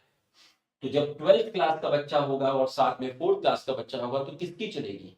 सर 12th क्लास वाले की चलेगी, मतलब आई ए एक्सप्रेस करेगा, आई ओ एक्सप्रेस नहीं करेगा। इसलिए हेटेरोजाइगस कंडीशन में भी ब्लड ग्रुप ए होता है, होमोजाइगस में तो ए होता ही है। इसका मतलब ए ब्लड ग्रुप में 2 कंडीशन है, होमोजाइगस और हेटेरोजाइगस। ठीक। My blood group is a, मेरा ब्लड ग्रुप ए है, तो ए से ये पता नहीं चलता कि ये ब्लड ग्रुप होमोजाइगस है या हेटेरोजाइगस है। इससे ये पता नहीं चलता कि मैं ए ब्लड ग्रुप के लिए ऐसा हूं या फिर ऐसा। तो जब मैं किसी को कहता हूं कि मेरा ब्लड ग्रुप ए है, इसका मतलब मेरा फिनोटाइप ए है। लेकिन जब मैं किसी को कहता हूं कि मैं ए ब्लड ग्रुप के लिए हेटेरोजाइगस हूं, मतलब मैं स्पेसिफिक बात कर रहा हूं कि मैं ए ब्लड ग्रुप के हेटेरोजाइगस हूं। इससे इंफॉर्मेशन मिल रही है कि मैं आई ए आई ओ वाला हूं। इसका मतलब अगर कहीं पे लिखा है ये, तो ये जीनोटाइप है। बी ब्लड ग्रुप होमोजाइगस भी हो सकता है और हेटेरोजाइगस भी हो सकता है। आई बी दोनों क्रोमोसोम पर आई बी कैसा है? डोमिनेंट एलील है। आई बी आई ओ, मैं बी ब्लड ग्रुप के लिए हेटेरोजाइगस भी हो सकता हूं। ये बी ब्लड ग्रुप का हेटेरोजाइगस फॉर्म है, ये बी ब्लड ग्रुप का होमोजाइगस फॉर्म है। हेटेरोजाइगस में B I B dominant allele है, 12th क्लास का बच्चा। आई ओ 4th क्लास का बच्चा रिसेसिव एलील है। तो 12th और 4th में किसकी चलेगी? 12th की। इसलिए यहां ब्लड ग्रुप ओ नहीं आया, इसलिए यहां ब्लड ग्रुप बी आया। ए बी ब्लड ग्रुप, अब ए भी 12th क्लास का है, बी भी 12th क्लास का है। एक पर आई, एक पर आई है, एक पर आई। अब आई ये कह रहा है कि मैं एक्सप्रेस करूंगा, मैं ताकतवर हूं। बी कह रहा है मैं भी तो ताकतवर हूं, मैं भी तो डोमिनेंट हूं, मैं एक्सप्रेस करूंगा। दोनों झगड़ रहे हैं।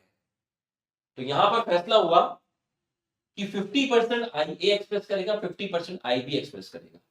तो जब दोनों डोमिनेंट एलील यहां पर अपने आप को इक्वली एक्सप्रेस करें, दोनों अपने आप को 50-50% एक्सप्रेस करें, दोनों एक दूसरे के एक्सप्रेशन को इनहिबिट नहीं कर रहे। आई ए आई बी को नहीं रोक रहा, आई बी आई ए को नहीं रोक रहा, दोनों एक दूसरे से इंडिपेंडेंट होकर एक्सप्रेस कर रहे हैं। इस कंडीशन को बोलते हैं कोडोमिनेंस।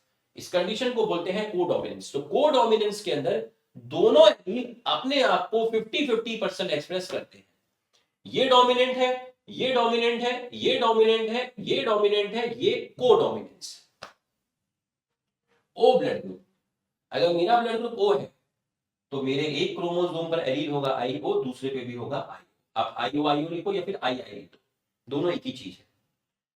तो ओ ब्लड ग्रुप के लिए एक जीनोटाइप है, या तो आई ओ लिखो या आई आई लिखो, एक ही तरह का जीनोटाइप है। दो मत कहना कि सर आई ओ अलग और आई आई अलग, अरे नहीं, दोनों एक ही चीज है। बी के लिए 2 जीनोटाइप, ए के लिए 2 जीनोटाइप, ए बी के लिए 1 जीनोटाइप। तो टोटल जीनोटाइप कितने हो गए? यहां पर 2, यहां पर 2, 4, 5, 6। तो एबीओ ब्लड ग्रुप के जीनोटाइप हो गए 6। फिनोटाइप कितने हो गए? फिनोटाइप हो गए 4। कौन कौन सा? A blood group, B blood group, A B blood group, O blood group. तो ये आपको समझ में आ गया। अब कोडोमिनेंस मैंने भी आपको बताया ही है। कोडोमिनेंस में मान लीजिए कोई पेरेंट है आई ए, दूसरा पेरेंट है आई बी। यहां से एक ही तरह का गैमेट बनेगा, बनेंगे दो गैमेट, एक गैमेट में IA गया, दूसरे में भी IA गया, लेकिन बने तो एक ही टाइप के ना, IA वाले। तो यहां मैंने IA लिख दिया गैमेट में, यहां गैमेट में आ गया IA। पोटेशियम दबाया तो ऐसा बच्चा पैदा हुआ, IA। इसका मतलब 50% IA एक्सप्रेस करेगा, 50% IB एक्सप्रेस करेगा, दोनों डोमिनेंट एलील है। तो प्रोजेनी दोनों पेरेंट से रिजेंबल शो करेगी। तो जब प्रोजेनी दोनों पेरेंट से 50-50% रिजेंबल शो करे तो इसको आप बोलते हैं कोडोमिनेंस।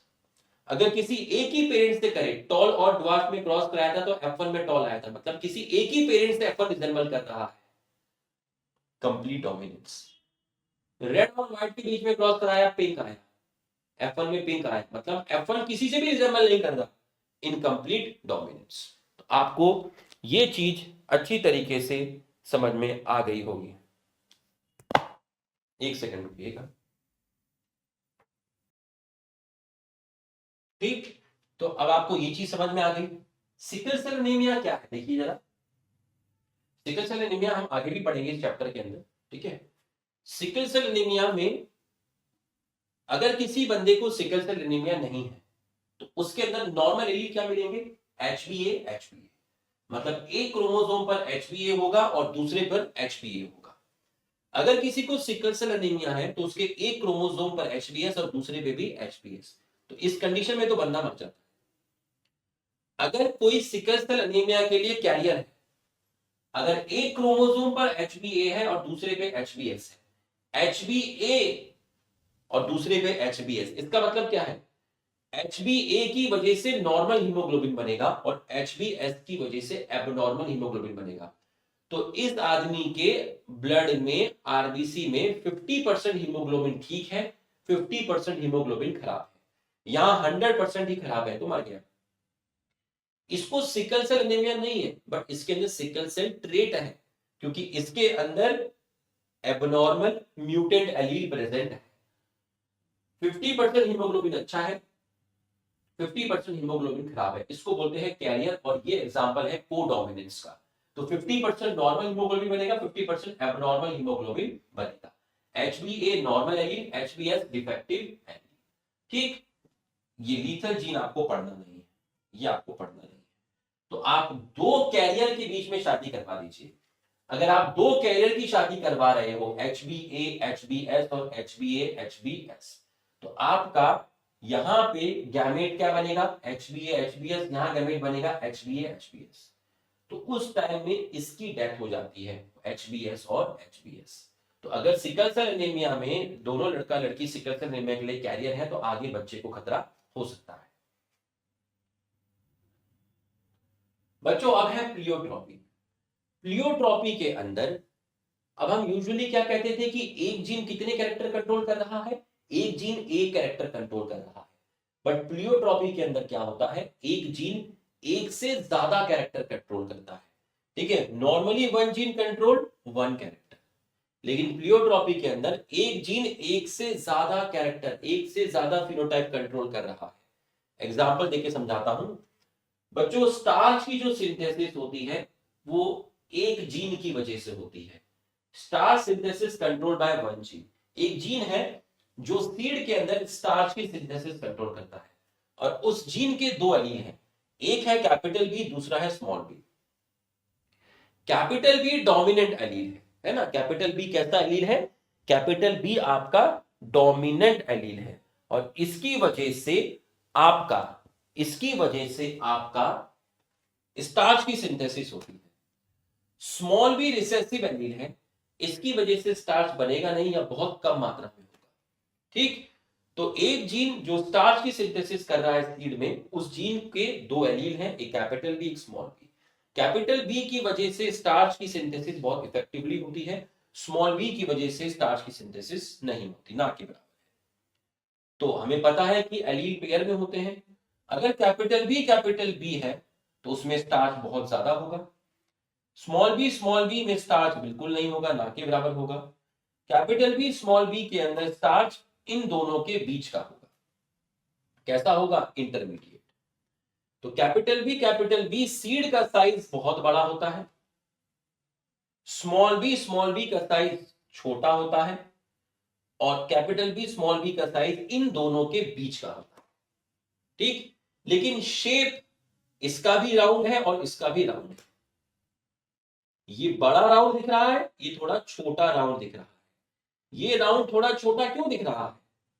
आप सोचिए, दोनों का शेप तो सेम ही है ना, दोनों ही राउंड है। देख लो, बड़ा गोला भी राउंड होता है, छोटा गोला भी राउंड होता है, बट दोनों का साइज अलग अलग है। इसका साइज बड़ा है इसके कंपेयर में, तो इसका साइज कैसा है? लार्ज है। और इसका साइज इंटरमीडिएट है, क्योंकि इससे छोटा साइज भी हो सकता है। इससे छोटा साइज कब होगा? जब आपका स्मॉल बी कंडीशन होगा। तो ये लार्ज साइज है क्योंकि कैपिटल बी है। इस सीड का साइज इंटरमीडिएट है और इस सीड का साइज स्मॉल है। इस सीड का साइज स्मॉल क्यों है? क्योंकि इसमें स्टार्च ही नहीं है, ना के बराबर है। इसका लार्ज क्यों है? क्योंकि इसमें स्टार्च बहुत ज्यादा है। इसका इंटरमीडिएट क्यों है? क्योंकि इसमें एक बड़ा भी है एक छोटा भी है। स्टार्च की सिंथेसिस बड़े बी की वजह से, छोटे बी की वजह से। लेकिन इन दोनों का शेप सेम है, ये भी राउंड होगा ये भी राउंड होगा क्योंकि कैपिटल बी है। लेकिन इसका शेप थोड़ा छोटा है, इसका शेप थोड़ा, ये रिंकल सीड है और छोटा शेप का होगा। सॉरी, ये साइज बताया है मैंने, क्या बताया है? ये साइज बताया। तो रिंकल कैसा होगा? रिंकल आपका इस तरीके से होगा, रिंकल, ठीक। तो अब आप देखिए, जब आप एक बड़े सीड और छोटे सीड की शादी करवाते हैं, ठीक है, क्रॉस करवाते हैं, बड़ा seed capital B, small seed small B, यहां से गैमेट कैपिटल बी, यहां से गैमेट स्मॉल बी, क्रॉस कराया तो क्या है? Capital B small B. अब कैपिटल बी स्मॉल बी की वजह से साइज कैसा है? कैपिटल बी स्मॉल बी की वजह से साइज कैसा है? इंटरमीडिएट है। तो ना बड़ा साइज आया ना छोटा आया, इनके बीच का है इंटरमीडिएट। तो क्या फॉलो हुआ? Incomplete dominance. Incomplete dominance follow हुआ। पर किसी भी पेरेंट से रिजेंबल शो नहीं किया, ना बड़ा आया ना छोटा आया, इसके बीच का आया। रेशियो कर लो, क्रॉस करा के देख लो, 3 फिनोटाइप आएंगे 3 जीनोटाइप आएंगे। तो फिनोटाइपिक रेशियो और जीनोटाइपिक रेशियो क्या है? सेम। अब जरा शेप स्टडी करिए। कैपिटल बी की वजह से राउंड, स्मॉल बी की वजह से क्रॉस कराया तो शेप कैसा आएगा? भाई कैपिटल बी भी राउंड होगा, कैपिटल बी स्मॉल बी भी क्या होगा? राउंड होगा। तो शेप सेम है, साइज आगे पीछे हो सकता है, इसका साइज बड़ा, इसका साइज छोटा, इसका साइज इंटरमीडिएट। क्रॉस मतलब F1 में वो आया जो एक पेरेंट के साथ रिजेंबल शो कर रहा है। तो फिनोटाइपिक रेशियो 3:1 और जीनोटाइपिक रेशियो आया आपका 1:1। तो फिनोटाइपिक रेशियो क्या आया? 3:1। जीनोटाइपिक रेशियो क्या आया? 1:1। ये आपका, ठीक। तो आपको क्या याद रखना है? आपको ये याद रखना है कि जब ये कंडीशन होगी तो भाई एक कैपिटल बी होगा तब भी शेप राउंड होगा, एक कैपिटल बी होगा तब भी शेप राउंड होगा, दो कैपिटल बी होंगे तब भी शेप राउंड होगा। लेकिन दो कैपिटल बी में स्टार्च ज्यादा बनता है, इसलिए साइज उसका बड़ा होता है। छोटे बी के अंदर स्टार्च है ही नहीं तो साइड का साइज छोटा है।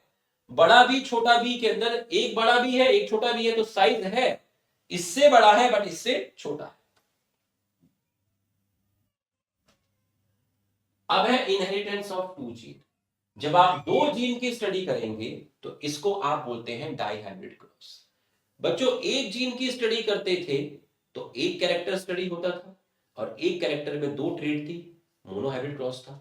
यहां 2 जीन की स्टडी करोगे, एक जीन ये रहा एक जीन ये रहा, तो एक जीन का एक कैरेक्टर एक जीन का एक कैरेक्टर, तो टोटल जीन कितने स्टडी किए? 2। टोटल कैरेक्टर कितने स्टडी किए? 2। टोटल ट्रेड कितनी हो गई? 4 हो गई।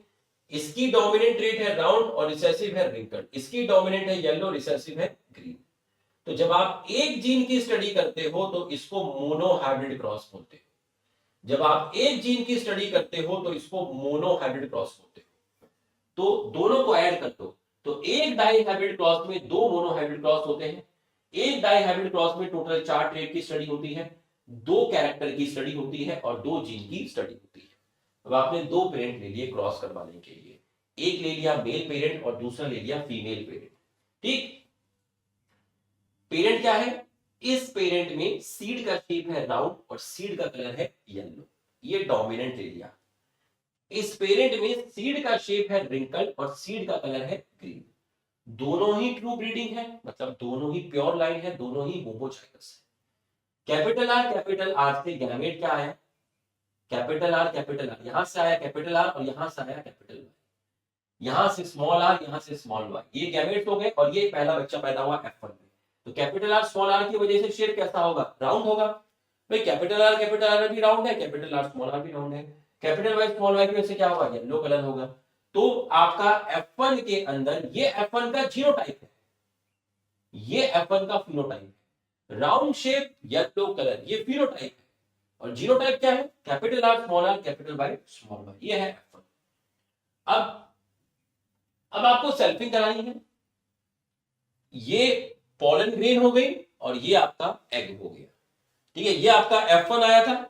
अब जैसे आपने टॉल और ड्वार्फ में किया था, सेल्फिंग करवाई थी ना, टॉल और ड्वार्फ के अंदर आपने सेल्फिंग करवाई थी, कैपिटल टी स्मॉल टी का cross capital T small T के साथ कराया था। ठीक इसी प्रकार से अब आप capital R small are capital Y small Y, ये मेल हो गया, ये स्टेमन हो गया, ये आपका फीमेल हो गया, ये आपका पिस्टिल हो गया। तो यहां से 4 तरह के गैमेट बने।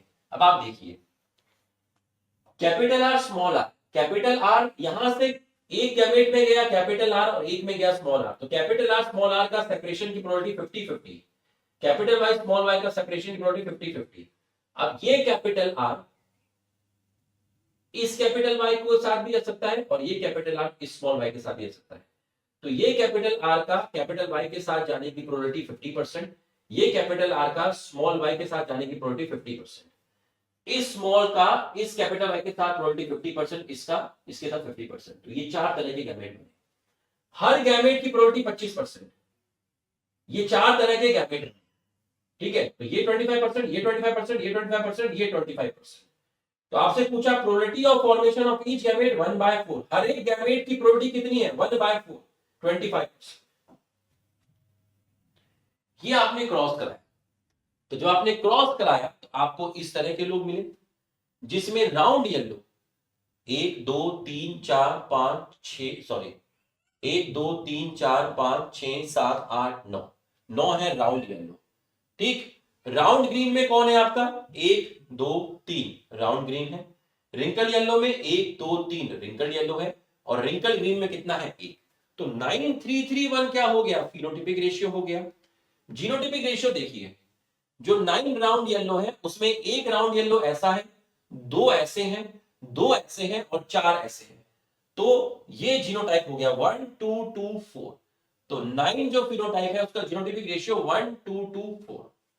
अब राउंड ग्रीन 3 है जिसमें एक राउंड ग्रीन ऐसा है, दो राउंड ग्रीन ऐसे हैं, तो रेशियो 1:2, जीनोटिपिक रेशियो 1:2, किसका राउंड ग्रीन का, इसमें एक ऐसा है दो ऐसे हैं, तो जीनोटिपिक रेशियो 1:2, किसका रिंकल येलो का, इसका जीनोटाइप 1।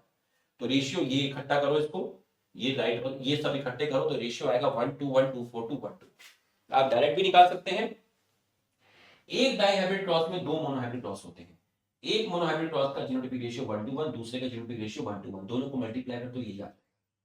एक डाइहाइब्रिड क्रॉस में दो मोनोहाइब्रिड क्रॉस, एक मोनोहाइब्रिड क्रॉस का फिनोटाइपिक रेशियो 3:1, दूसरे का 3:1, मल्टीप्लाई कर दो आपका ये आएगा 9331। तो यहां तक की पढ़ाई आपको समझ में आ गई।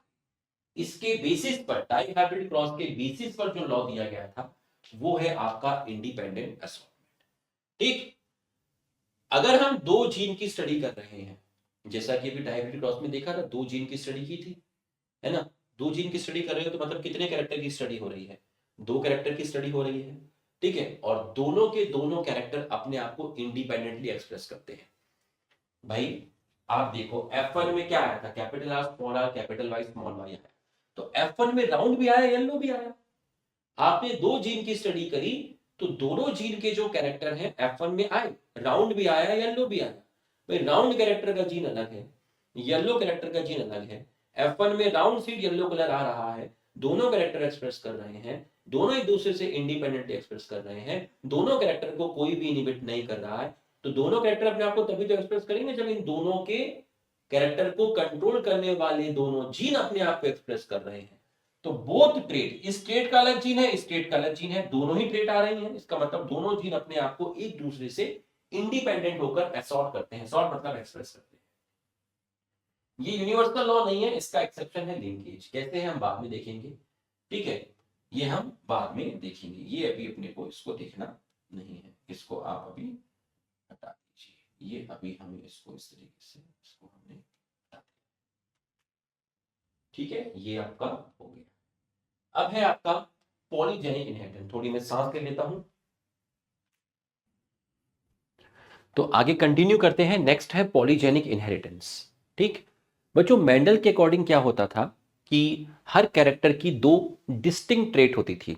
मतलब जैसे प्लांट की हाइट है तो उसमें दो ही ट्रेट थी, टॉल और ड्वार्फ, या तो बड़े या छोटे, कोई बीच का तो था नहीं। सीड का कलर था तो उसमें येलो था, ग्रीन था। सीड का शेप था तो उसमें एक शेप राउंड आता था, दूसरा शेप आपका रिंकल आता था। ठीक है, तो मेंडल के अकॉर्डिंग एक कैरेक्टर की दो क्लियर ट्रेट होती हैं, अलग अलग डिस्टिंक्ट ट्रेट। लेकिन कुछ कैरेक्टर ऐसे होते हैं जिनमें सिर्फ दो ट्रेट नहीं होती है, बल्कि वहां पर एक ग्रेडियंट फॉलो होता है। मतलब जैसे आप ह्यूमन स्किन कलर की बात करो, तो आदमी सिर्फ काला गोरा नहीं होता, आदमी बहुत ज्यादा काला होता है, कम काला होता है, काला होता है, हल्का काला होता है, बहुत गोरा होता है, गोरा होता है, कम गोरा होता है। मतलब ह्यूमन स्किन कलर में आदमी वेरी डार्क हो सकता है, डार्क हो सकता है, फेयरली डार्क हो सकता है ना, या मैं कहूं वेरी लाइट हो सकता है, लाइट हो सकता है, फेयरली लाइट हो सकता है, इंटरमीडिएट हो सकता है। तो ह्यूमन स्किन कलर एक कैरेक्टर हुआ, लेकिन इसकी जो ट्रेड्स हैं वो एक ग्रेडियंट पैटर्न फॉलो कर रही है। यहां पर सिर्फ दो ही डिस्टिंक्ट फॉर्म थोड़ी ना है, जैसे कि यहां पर tall, dwarf, round, wrinkle, violet, purple, sorry violet purple एक ही चीज है, वायलेट व्हाइट। ठीक है, तो मेंडल के अकॉर्डिंग जो मेंडल काम करते थे, मेंडल बात करते थे क्वालिटेटिव इनहेरिटेंस की, लेकिन पॉलीजेनिक इनहेरिटेंस को क्वांटिटेटिव इनहेरिटेंस बोलते हैं। क्यों बोलते हैं बताऊंगा। तो पॉलीजेनिक इनहेरिटेंस क्या है, कुछ कैरेक्टर्स होते हैं जिनमें बहुत सारी ट्रेड्स होती हैं, वहां पर सिर्फ दो डिस्टिंक्ट ट्रेड नहीं होते, जैसे ह्यूमन स्किन कलर हो गया या ह्यूमन हाइट हो गया। ठीक है, और इन ट्रेड को कंट्रोल करने वाले काफी सारे जीन्स होते हैं। तो मैनी जीन्स, पॉली मतलब काफी सारे जीन्स होते हैं जो इन ट्रेड को कंट्रोल करते हैं। इसको बोलते हैं पॉलीजेनिक इनहेरिटेंस। जैसे आप एग्जाम्पल को ऐसे समझ लीजिए कि एक जीन के दो डोमिनेंट एलीन है, कैपिटल ए, दूसरे का है कैपिटल बी, तीसरे का है कैपिटल सी। ठीक, तो जितना मेलानिन ये बनाएगा उतना ही मेलानिन ये बनाएगा, उतना ही ये बनाएगा, उतना ही ये बनाएगा, उतना ही ये बनाएगा, उतना ही ये बनाएगा। हर डोमिनेंट एलील, कितने डोमिनेंट एलील दिख रहे हैं आपको? आपको 6 डोमिनेंट एलील दिख रहे हैं। आपको कितने डोमिनेंट एलील दिख रहे हैं? 6 डोमिनेंट एलील दिख रहे हैं। तो हर डोमिनेंट एलील बराबर मेलानिन बनाएगा। ठीक, हर डोमिनेंट एलीन बराबर मेलानिन बनाएगा। जितना मेलानिन इस कैपिटल ए ने बनाया उतना ही मेलानिन, देखिए ऐसे समझ लीजिए आप, एक कैपिटल ए ने इतना मेलानिन बनाया, दूसरे कैपिटल ए ने इतना मेलानिन बनाया, एक कैपिटल बी ने इतना बनाया, दूसरे कैपिटल बी ने इतना मेलानिन बनाया, एक कैपिटल सी ने इतना बनाया, दूसरे कैपिटल सी ने इतना बनाया। तो हर डोमिनेंट एलील ने बराबर मेलानिन बनाया। तो ये ग्लास मेलानिन से कब भरेगा? जब सारे के सारे डोमिनेंट एलील एक साथ प्रेजेंट होंगे। तो इस ग्लास में इससे ज्यादा मेलानिन फॉर्म्ड नहीं हो सकता, क्योंकि इससे ज्यादा एक्सट्रीम कंडीशन क्या होगी, सारे ही डोमिनेंट एलील हैं। तो एक आदमी सबसे ज्यादा डार्क कब होगा? जब ये ग्लास पूरा का पूरा फिल हो जाएगा, और ग्लास को फिल करने के लिए सारे के सारे डोमिनेंट एलील चाहिए। अगर इन 6 में से एक एलील भी रिसेसिव हो गया, मान लो 5 डोमिनेंट एलील है और एक एलील रिसेसिव है, मान लो ये कंडीशन है, ये, तो ये कंडीशन देखो, 5 डोमिनेंट एलील है, यहां भी मेलानिन बहुत बनेगा, लेकिन ग्लास पूरा फिल नहीं होगा, थोड़ा सा खाली रह जाएगा। क्यों? क्योंकि यहां एक स्मॉल सी है। तो ग्लास सबसे बेस्ट कब भरेगा मेलानिन से, पूरा का पूरा कब भरेगा? जब 6 के 6 डोमिनेंट एलील होंगे। एक भी एलील अगर रिसेसिव हो गया तो मेलानिन की क्वांटिटी थोड़ी सी कम हो जाएगी पहले के मुकाबले। तो बंदे की जो डार्कनेस है वो पहले से थोड़ी सी क्या हो जाएगी, कम हो जाएगी। तो यहां टोटल कितने पेयर ऑफ जीन हो गए? एक पेयर, दूसरा पेयर, तीसरा पेयर, तो 3 pair of gene, total gene हो गए 6। कंट्रोल करते हैं एक कैरेक्टर को, किसके अंदर? पॉलीजेनिक इनहेरिटेंस के अंदर। तो अगर मैं तुमसे बोलता हूं, अगर मैंने तुमसे बोला, क्या बोला कि capital A, capital B, capital C, capital छोटा सी, या मैं कहूं ये, या मैं कहूं ये तीनों का जीनोटाइप अलग अलग है। ये इसका जीनोटाइप में देखो तीनों का अलग अलग है। यहां पर ये हेटेरोजाइगस, यहां ये हेटेरोजाइगस, यहां ये हेटेरोजाइगस, लेकिन तीनों में डोमिनेंट एलील कितने हैं? यहां भी 5 हैं, यहां भी 5 हैं, यहां भी कितने हैं? 5 हैं। समझ गए? तो ये बंदा भी डार्क होगा, ये डार्क होगा, ये डार्क होगा। ये बंदा कैसा होगा? वेरी डार्क होगा, क्योंकि 6 के 6 क्या है? डोमिनेंट एलील है। यहां एक भी डोमिनेंट एलील नहीं है, तो ये बंदा वेरी लाइट होगा, एल्बिनो। इनके बीच में क्रॉस करवाया तो ये बच्चा पैदा हुआ। अब यहां डोमिनेंट एलील कितने हैं? यहां डोमिनेंट एलील 3 है, 1 2 3। तो वो बच्चा इंटरमीडिएट होगा, इन दोनों के बीच का होगा, ना वेरी डार्क ना वेरी लाइट। तो यहां पर जो डिपेंड कर रहा है वो क्वांटिटी ऑफ डोमिनेंट एलील पे डिपेंड कर रहा है। ठीक है, क्वांटिटी ऑफ डोमिनेंट एलील पे डिपेंड कर रहा है। मान लो ये कंडीशन है, ये तो वही लिख दिया, ये कंडीशन है, मान लो ये वाली कंडीशन है, बड़ा ए छोटा ए बड़ा बी बड़ा बी बड़ा सी छोटा सी। तो कितने डोमिनेंट एलील हैं? 1 2 3 4 है। तो इसकी डार्कनेस इससे कम होगी। तो जैसे जैसे नंबर ऑफ डोमिनेंट एलील कम होते जाएंगे तो डार्कनेस भी आपकी कम हो जाएगी। ये बंदा फेयरली डार्क होगा, ये बंदा डार्क होगा क्योंकि 5 है, ये फेयरली डार्क होगा, ये इंटरमीडिएट होगा, 3 है इसके अंदर, ये बंदा वेरी डार्क होगा। समझे बात को? तो ये है आपका पॉलीजेनिक इनहेरिटेंस। इसके बाद है लिंकेज। तो लिंकेज को समझिएगा कि लिंकेज क्या होती है, ध्यान से समझिएगा। ठीक है, लिंकेज दो तरह की लिंकेज है, एक को बोलते हैं कंप्लीट लिंकेज और एक को बोलते हैं इनकम्प्लीट लिंकेज। ठीक है, एक को बोला कंप्लीट लिंकेज और दूसरे को बोला इनकम्प्लीट लिंकेज। ठीक है, तो सबसे पहले आप समझिए कि इनकम्प्लीट लिंकेज क्या है। ठीक, मैंने आपका पेरेंट ले लिया, क्या पेरेंट लिया? ये पेरेंट ले लिया। इस क्रोमोसोम पर 2 जीन हैं, एक है कैपिटल ए और एक है कैपिटल बी।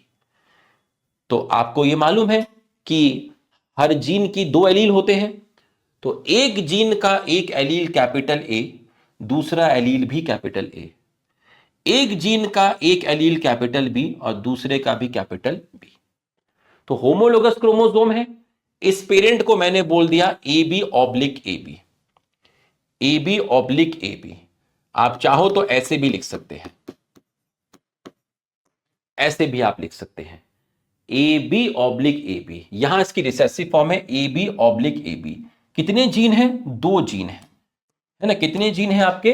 2 जीन हैं। ठीक है, यहां पर एक जीन की 2 फॉर्म कैपिटल ए, यहां एक जीन की 2 फॉर्म स्मॉल ए, यहां एक जीन की 2 फॉर्म कैपिटल बी, दूसरी फॉर्म स्मॉल बी। तो ए और बी 2 डिफरेंट जीन है।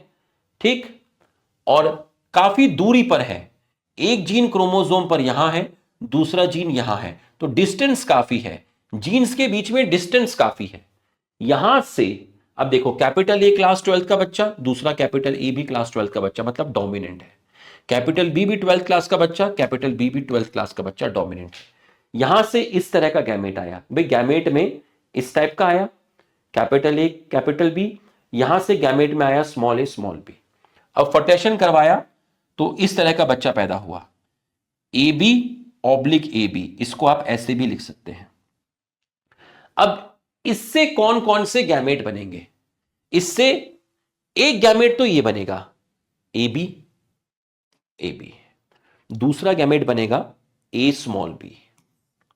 ठीक, और क्या गैमेट बन सकते हैं? अगर ये स्मॉल बी कैपिटल बी की जगह आ जाए और कैपिटल बी स्मॉल बी की जगह चले जाए, ये क्या हुआ सर? ये हुआ क्रॉसिंग ओवर। तो जब 2 जीन्स के बीच में डिस्टेंस ज्यादा होता है, जब 2 इंसान के बीच में डिस्टेंस ज्यादा होता है, तो उनके बीच में प्यार कम होता है, तो उन 2 इंसानों को सेपरेट करना इजी होता है। भाई कैपिटल बी और स्मॉल बी ने अपनी पोजीशन बदल ली, कैपिटल ए कैपिटल बी के बीच में डिस्टेंस ज्यादा है, स्मॉल ए स्मॉल बी के बीच में डिस्टेंस ज्यादा है, तो इन्होंने अपने पार्टनर बदल लिए। स्मॉल बी यहां आ गया, कैपिटल बी यहां पर आ गया। ठीक, स्मॉल बी यहां पर आ गया, कैपिटल बी यहां पर आ गया। तो जब दो जीन्स के बीच में डिस्टेंस ज्यादा होता है तो जीन्स अपनी पोजीशन एक्सचेंज कर जाते हैं ड्यू टू क्रॉसिंग ओवर। तो नई पॉसिबिलिटी क्या बनी गैमेट की, बड़ा ए छोटा बी। छोटा बी यहां आ गया तो बड़ा ए छोटा बी, बड़ा बी यहां आ गया तो छोटा ए बड़ा बी। तो ये जो गैमेट बने ये क्रॉसिंग ओवर की वजह से बने, इन्हीं को बोलते हैं रिकॉम्बिनेंट।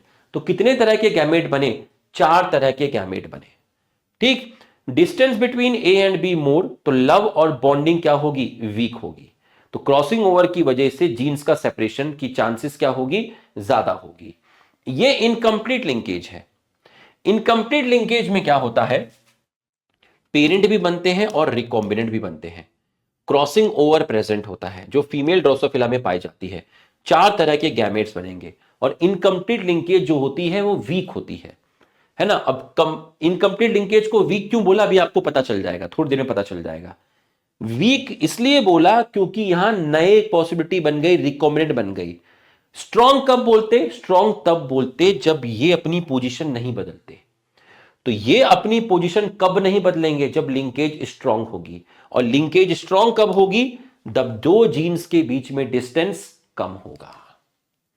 देख सेम पेरेंट है, सेम पेरेंट यहां है, सेम पेरेंट यहां है, फर्क क्या दिख रहा है, ए और बी के बीच में, ए और बी के बीच में जो डिस्टेंस है वो तेरा कम है।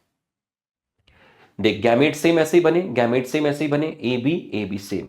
अब इससे क्या गैमेट बनेंगे, इससे गैमेट बनेंगे कौन कौन से, ए बी और ए बी। तो दो ही टाइप के बने और दोनों के दोनों पेरेंटल बने। मतलब ये दोनों गैमेट किससे रिजेंबल शो कर रहे हैं, ये वही गैमेट बने हैं जो गैमेट पेरेंट ने बनाए थे। तो F1 जनरेशन से जो दो गैमेट बने हैं ये उसी तरह के गैमेट बने हैं जैसे ये पेरेंट बनाते थे। सर यहां पर एक्सचेंज क्यों नहीं हुआ, ये बड़ा बी छोटा बी की जगह क्यों नहीं गया, छोटा बी बड़े बी की जगह क्यों नहीं गया, क्योंकि ए और बी के बीच में डिस्टेंस कम है। तो एक ही क्रोमोसोम पर जब दो जीन्स के बीच में डिस्टेंस कम होता है तो क्रॉसिंग ओवर उन जीन्स को सेपरेट नहीं कर सकते, इसलिए यहां नई पॉसिबिलिटी नहीं बनी, सारे के सारे पेरेंटल बने। तो इस चीज को बोलते हैं complete linkage. Tendency of two gene, दो जीन की टेंडेंसी हमेशा साथ रहने की, और जब ये एक जनरेशन से दूसरे जनरेशन में जाएंगे तो दोनों साथ ही जाएंगे। तो tendency of two gene remain together and inherit together, इसको बोलते हैं लिंकेज। लिंकेज टर्म मॉर्गन ने दी थी। यहां पर कंप्लीट लिंकेज बहुत रेयर होता है, ये नॉर्मली नहीं पाया जाता। इनकम्प्लीट लिंकेज ज्यादा कॉमनली पाया जाता है, ये मेल ड्रोसोफिला के अंदर मिलता है। तो कंप्लीट लिंकेज स्ट्रांग होता है, यहां इंडिपेंडेंट असॉर्टमेंट नहीं है। इंडिपेंडेंट असॉर्टमेंट मतलब ए और बी, इंडिपेंडेंट असॉर्टमेंट यहां पर देखो, यहां इंडिपेंडेंट असॉर्टमेंट था इसलिए तुम्हारे 4 तरह के गैमेट बन गए। मतलब जीन्स के पास मौका था अपने आप को खुलकर एक्सप्रेस करने का, क्रॉसिंग ओवर भी हो रहा था, एक्सचेंज भी कर रहे थे, लेकिन यहां खुलकर एक्सप्रेस नहीं कर पाए। क्रॉसिंग ओवर नहीं हो रहा है, एक्सचेंज नहीं हो रहे हैं, तो यहां इंडिपेंडेंट असॉर्टमेंट नहीं है। तो जब कंप्लीट लिंकेज होता है तो इंडिपेंडेंट असॉर्टमेंट नहीं होता, और जब इनकम्प्लीट लिंकेज होता है तो इंडिपेंडेंट असॉर्टमेंट होता है। तो आपके 4 तरह के गैमेट बनते हैं।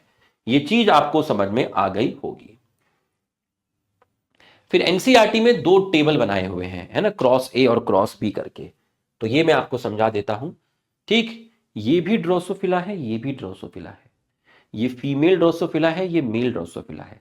कैसे पता चला, फीमेल ड्रोसोफिला में XX क्रोमोसोम होते हैं, मेल ड्रोसोफिला में XY होते हैं। जब तुम्हें दोनों क्रोमोसोम एक जैसे दिख रहे हैं तो ये XY तो हो नहीं सकता क्योंकि X क्रोमोसोम अलग है, Y अलग है। दोनों एक जैसे लग रहे हैं तो मतलब ये दोनों क्रोमोसोम एक जैसे लग रहे हैं, मतलब ये भी X है, ये भी X है। तो ये है फीमेल, एक X है और एक मुड़ा हुआ है, ये कौन सा है, Y है। तो ये फीमेल ड्रोसोफिला और मेल ड्रोसोफिला के बीच में हमने शादी कराई। यहां पर जो जीन है वो कौन से हैं, एक जीन है स्मॉल y, एक है स्मॉल w। ठीक है, तो एक जीन की 2 फॉर्म क्या हो गई, स्मॉल y, दूसरे जीन की फॉर्म क्या हो गई, स्मॉल w।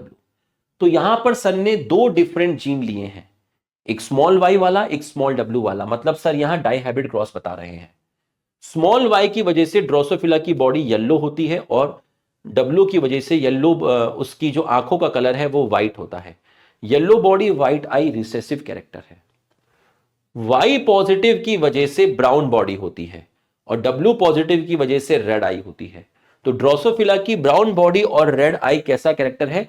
डोमिनेंट कैरेक्टर है, और इसी डोमिनेंट को आप बोलते हैं वाइल्ड। अब गैमेट बनाइए, इससे एक ही तरह का गैमेट बनेगा। गैमेट तो दो बनेंगे, एक ये वाला एक्स वाला और दूसरा ये वाला एक्स वाला। एक गैमेट में ये क्रोमोसोम जाएगा, एक गैमेट में ये क्रोमोसोम जाएगा, बट इन क्रोमोसोम पर एलील तो सेम ही है ना, जीन तो सेम ही है, तो एक ही तरह का गैमेट बनेगा, कॉमन गैमेट बनेगा वाई डब्ल्यू। इससे दो तरह के गैमेट बनेंगे, एक ये एक्स और एक ये वाई। अगर ये इसको फर्टिलाइज कर दे, भाई इसकी इसके साथ फर्टिलाइज होने की प्रोबेबिलिटी 50%, इसकी इसके साथ फर्टिलाइज होने की प्रोबेबिलिटी 50%। अगर ये इसको फर्टिलाइज कर दे तो वाई डब्ल्यू वाई डब्ल्यू। अब ये रिसेसिव है, ये डोमिनेंट है, तो एक्सप्रेस कौन करेगा? डोमिनेंट एक्सप्रेस करेगा। इसलिए वाई पॉजिटिव की वजह से ब्राउन बॉडी आई और डब्ल्यू पॉजिटिव की वजह से आपकी रेड आई आई, मतलब वाइल्ड कैरेक्टर आया, डोमिनेंट कैरेक्टर एक्सप्रेस किया फीमेल के अंदर। वाई डब्ल्यू इसके साथ गया तो ये पॉसिबिलिटी आई। तो कैसी बॉडी है? येलो बॉडी व्हाइट आई, किसमें? मेल के अंदर। ये F1 प्रोजेनी हो गई।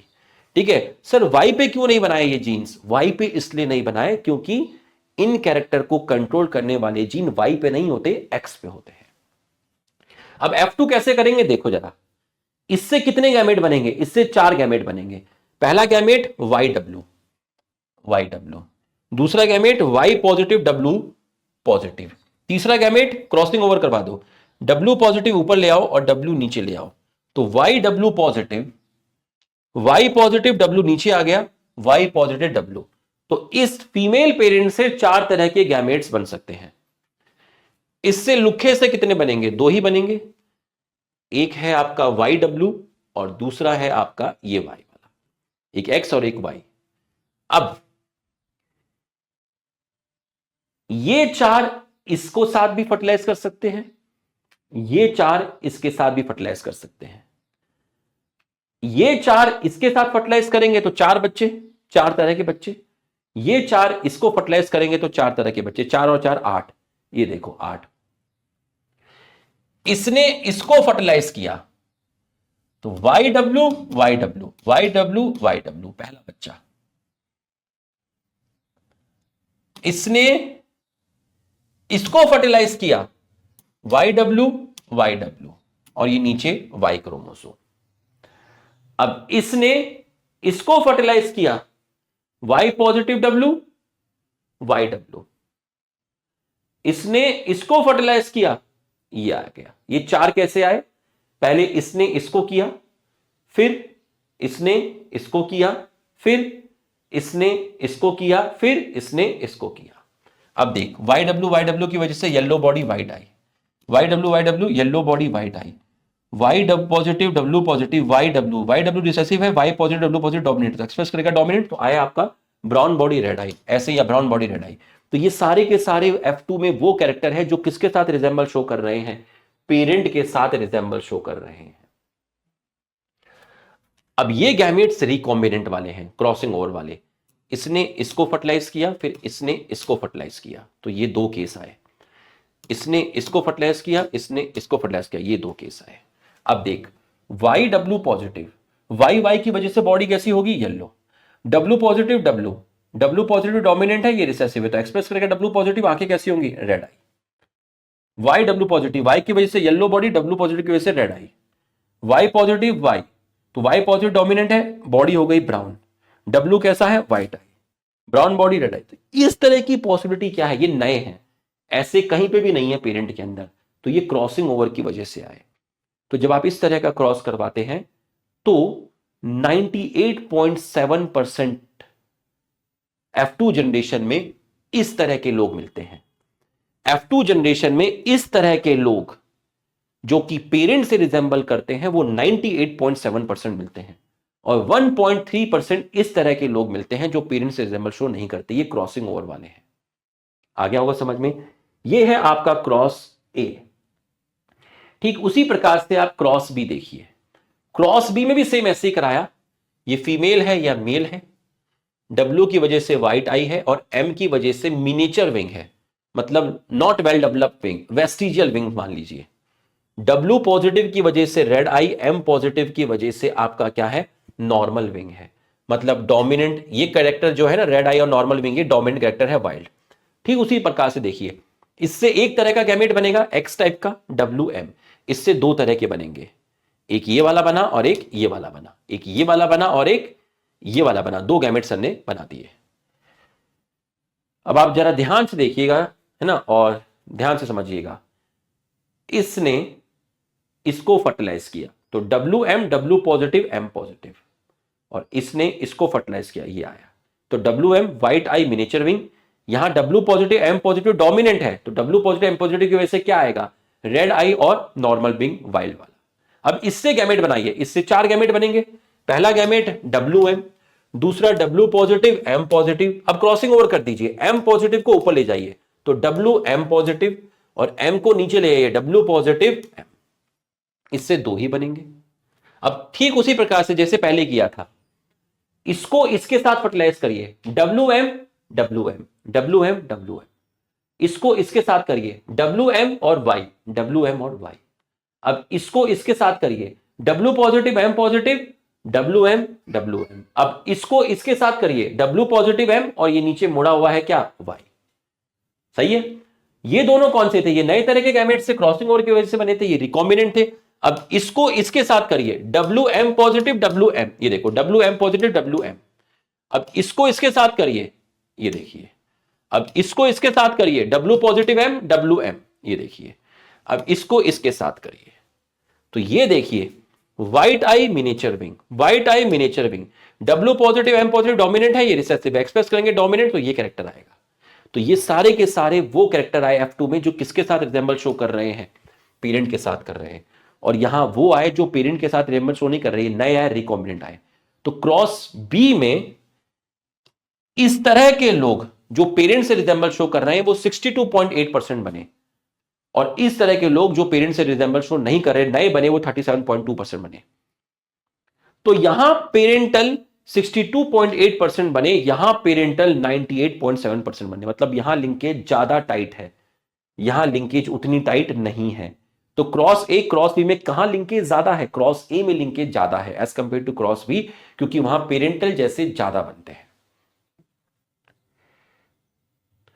फिर ये कुछ आपके इसमें डायग्राम बताए हुए हैं, इसके लिए आपका 11th का जो सेल साइकिल सेल डिवीजन है वो पढ़ा होगा, तो कोई दिक्कत नहीं है। देखिए जीवन में 4 क्रोमोसोम लिए हैं, yellow red yellow red, orange को मैंने पिंक कलर से ले लिया, ऑरेंज ब्राउन जो भी है ये, और ये आपका ग्रीन। जीवन में 4 क्रोमोसोम है। एस में क्या हुआ, डीएनए रेप्लिकेशन हुआ। तो जब डीएनए रेप्लिकेशन हुआ, यहां हर एक क्रोमोसोम में एक क्रोमैटिड थी, यहां हर एक क्रोमोसोम में 2 क्रोमैटिड, इसमें 2 क्रोमैटिड, इसमें 2 क्रोमैटिड, इसमें 2 क्रोमैटिड, इसमें 2 क्रोमैटिड। तो एस में डीएनए रेप्लिकेशन हुआ, तो एस में भी ऐसे ही रहेगा और G2 में भी ऐसे ही रहेगा।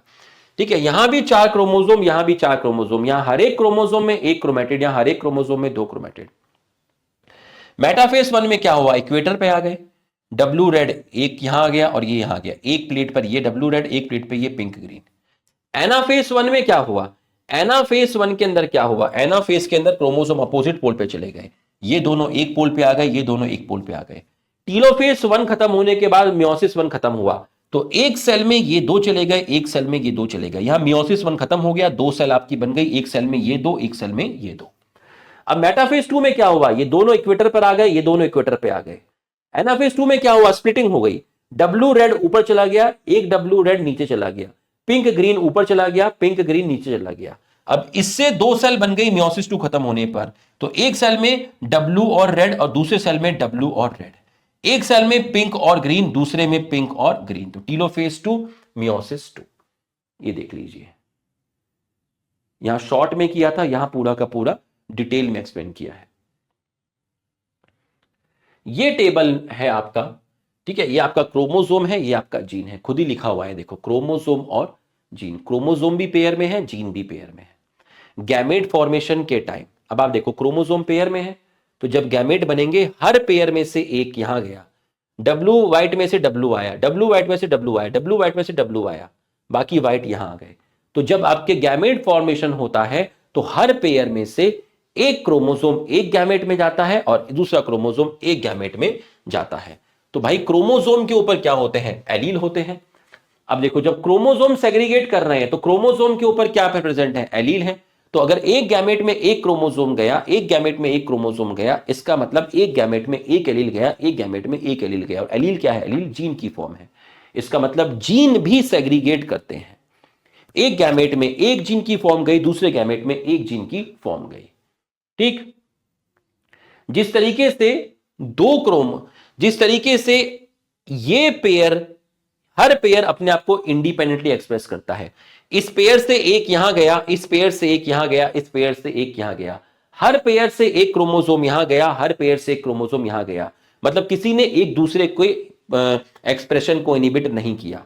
हर पेयर से एक यहां गया, हर पेयर से एक यहां गया। यहां पर भी देखिए, अगर इस पे दो जीन है, कैपिटल ए कैपिटल बी, ठीक है, दो जीन है। देखिए एक जीन की दो फॉर्म क्या हो गई, कैपिटल ए स्मॉल ए। दूसरे जीन की दो फॉर्म हो गई, कैपिटल बी स्मॉल बी। तो इस क्रोमोसोम पर भी दोनों जीन आए, इस क्रोमोसोम पर भी दोनों जीन आए। तो दोनों जीन अपने आप को एक दूसरे से इंडिपेंडेंट एक्सप्रेस करते हुए गैमेट के अंदर जाते हैं। यहां भी दोनों जीन गए, यहां भी आपकी उसकी रिसेसिव फॉर्म गई, यहां आपकी डोमिनेंट फॉर्म में। ये टेबल भी सेम ऐसे ही है। ठीक है, एक करके मैं आपको बता देता हूं। ठीक है, देखिए मेटाफेस 1 सर ने बनाया है, यहां पर सर ने मेटाफेस 1 बनाया, उस पर ग्रीन है और ऑरेंज है, ब्राउन है, रेड है और येलो है। देखो ये वाला ले लिया। अब मेटाफेस के बाद एनाफेस बनाया, तो एक पोल पे ये दो चले गए, एक पोल पे ये दो चले गए, एक पोल पे ये दो चले गए। अब मियोसिस 1 हुआ तो दो सेल बनी, एक सेल में ये दो आ गए, एक सेल में ये दो आ गए। फिर क्या हुआ, मेटाफेज 2 हुआ, ये दोनों इक्वेटर पे आ गए, ये दोनों इक्वेटर पे आ गए। फिर एनाफेज 2 हुआ, स्प्लिटिंग हो गई, ब्राउन ग्रीन ऊपर गया, ब्राउन ग्रीन नीचे गया, येलो रेड ऊपर गया, येलो रेड नीचे गया। ये है एनाफेज 2। टीलोफेज 2 मियोसिस 2 में क्या हुआ, ये दोनों एक सेल में आ गए, ये दोनों एक सेल में आ गए, ये दोनों एक सेल में आ गए, ये दोनों एक सेल में आ गए। कलर चेक करो, brown green brown green, brown green brown green, brown green brown green, yellow red yellow red, yellow red yellow red. ठीक, दूसरे में देखिए यहां क्रोमोसोम किस तरीके से रेंज है, मेटाफेज 1 में देखिए, और यहां कैसे रेंज है, यहां कैसे रेंज है, ब्राउन ग्रीन येलो रेड। अब कैसे है, ब्राउन रेड येलो ग्रीन, अलग अलग तरीके से रेंज है, यहां अलग अरेंज है, तो यहां अलग अरेंज है, तो यहां गैमेट भी अलग बनेंगे। तो मेटाफेज 1 में अगर क्रोमोसोम का अरेंजमेंट अलग होगा तो फिर सेल्स के अंदर गैमेट्स का फॉर्मेशन जो होगा, जो गैमेट्स का फॉर्मेशन होगा उनमें भी क्रोमोसोम का पैटर्न अलग अलग होगा। अब यहां एनाफेज 1 हुआ, ये दो क्रोमोसोम इस पोल पे आ गए, ये दो क्रोमोसोम इस पोल पे आ गए, ये दोनों यहां आ गए, ये दोनों यहां आ गए मियोसिस 1 खत्म होने के बाद। अब मेटाफेज 2 में दोनों इक्वेटर पे आ गए, दोनों इक्वेटर पे आ गए। एनाफेज 2 में स्प्लिटिंग हो गई और टीलोफेज 2 पे मियोसिस 2 खत्म हुआ, ये दो सेल यहां आ गई, ये दो सेल यहां आ गई। ये सेकंड वाला डायग्राम है। फिर बता रखा है कि ड्रोसोफिला के ऊपर स्टडी क्यों की गई। छोटे शॉर्ट लाइफ स्पैन होता है, 2 वीक में आपको रिजल्ट मिल जाएगा। बहुत सारे बच्चे इसके अंदर पैदा हो सकते हैं कम समय पर। ठीक है, मेल और फीमेल को आप एक्सटर्नली इजिली डिस्टिंग्विश कर सकते हो। ठीक है, जो मेल होता है वो देखने में छोटा लगता है, फीमेल देखने में बड़ी लगती है। ठीक है, और इनके क्रोमोसोम पैटर्न से भी आप पता लगा सकते हो कौन मेल है कौन फीमेल है। मेल के अंदर XY होता है, फीमेल के अंदर आपका XX होता है। ठीक है, और इनके अंदर जो भी वेरिएशंस है उनको आप बहुत लो पावर माइक्रोस्कोप से भी स्टडी कर सकते हो, और लैब में इसको ग्रो कराना बहुत इजी है। आप इसको एक सिंथेटिक मीडियम में ग्रो करा सकते हो, केला दे दोगे केला खा लेता है। ठीक है, ये आपका हो गया। फिर आपका एक रिकॉम्बिनेशन फ्रीक्वेंसी करके यहां पर दिया हुआ है कि इनके जो स्टूडेंट थे, ठीक है, उन्होंने बताया था कि क्रोमोसोम्स के बीच में, अब आप देखिए ABCD, अब मैं आपसे पूछूं कि आप मुझे बताइए कि सबसे ज्यादा डिस्टेंस किसके बीच में है। सबसे ज्यादा डिस्टेंस है A और D के बीच में। तो क्रोमोसोम पर जीन्स दिखाए गए हैं, तो जो जीन्स के बीच में डिस्टेंस ज्यादा होगा वो उतनी ही दूरी पर होगा। तो A और D में डिस्टेंस सबसे ज्यादा है, उसके बाद A और C में है, और सबसे कम मान लो A और B के बीच में है, क्योंकि A और B के बीच की दूरी कम है। तो जीन्स की पोजीशन बताई है क्रोमोसोम पर, इसको बोलते हैं क्रोमोसोमल मैप और जेनेटिक मैप, जो कि आपको आइडिया देते हैं किसका, रिकॉम्बिनेशन फ्रीक्वेंसी का और क्रॉसओवर फ्रीक्वेंसी का। क्रॉसओवर फ्रीक्वेंसी और रिकॉम्बिनेशन फ्रीक्वेंसी का मतलब होता है जीन्स को सेपरेट करने की फ्रीक्वेंसी। अगर जीन्स के बीच में डिस्टेंस ज्यादा होगा तो क्रॉसिंग ओवर से उन जीन्स के सेपरेशन होने की चांसेस ज्यादा होगी, तो मतलब वहां पर लिंकेज कम होगी। तो आप मुझे बताइए, आप मेरे को बताइए कि ए और डी की क्रॉसओवर फ्रीक्वेंसी ज्यादा है as compare to A and C. A और डी की क्रॉसओवर फ्रीक्वेंसी ज्यादा है एज कंपेयर टू ए और सी। ए और डी में डिस्टेंस ज्यादा है, इसका मतलब क्रॉसिंग ओवर से इन जीन्स के सेपरेट होने की चांसेस ज्यादा है एज कंपेयर टू ए और सी। तो फिर ए और डी में लिंकेज कम हो गई और ए और सी में लिंकेज ज्यादा हो गई। ठीक। Distance between two genes on same chromosome, distance between two gene on different chromosome. अगर दो जीन्स एक ही क्रोमोसोम पर होंगे तो वहां लिंकेज स्ट्रांग होगी।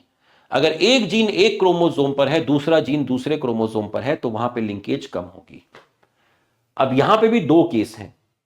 अगर दो जीन एक ही क्रोमोसोम पर पास पास होंगे, ठीक है, तो इसका मतलब उनके बीच में डिस्टेंस कम हो गया, तो लिंकेज स्ट्रांग हो गई। अगर दो जीन एक ही क्रोमोसोम पर है और उनके बीच में डिस्टेंस ज्यादा है, तो वहां पर लिंकेज क्या होगी? वीक होगी। नेक्स्ट है सेक्स डिटर्मिनेशन। थोड़ी सांस ले लेता हूं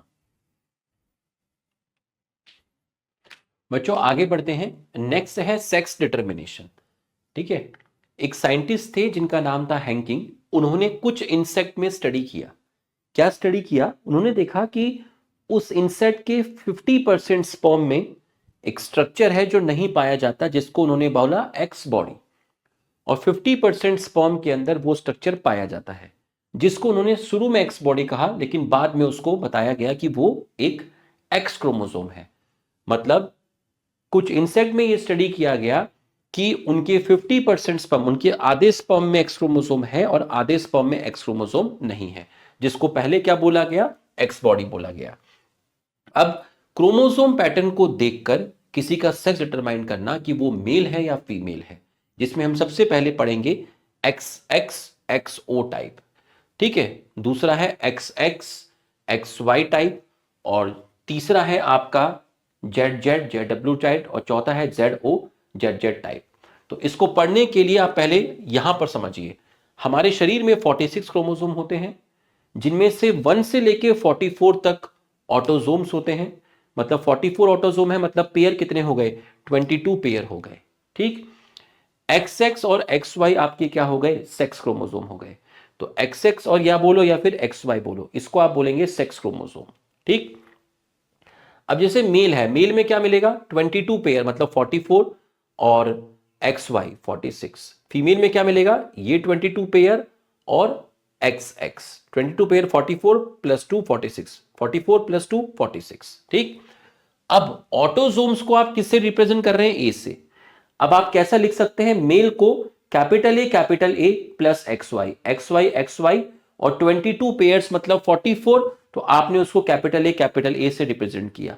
कैपिटल ए 2 बार क्यों लिखा? क्योंकि क्रोमोसोम पेयर में होते हैं। ये 44 क्रोमोसोम है ऑटोजोम्स, तो ये पेयर में होंगे ना 22 पेयर्स। तो capital A plus X Y, और फीमेल को लिख दिया capital A plus X X. तो यहां से गैमेट क्या बना?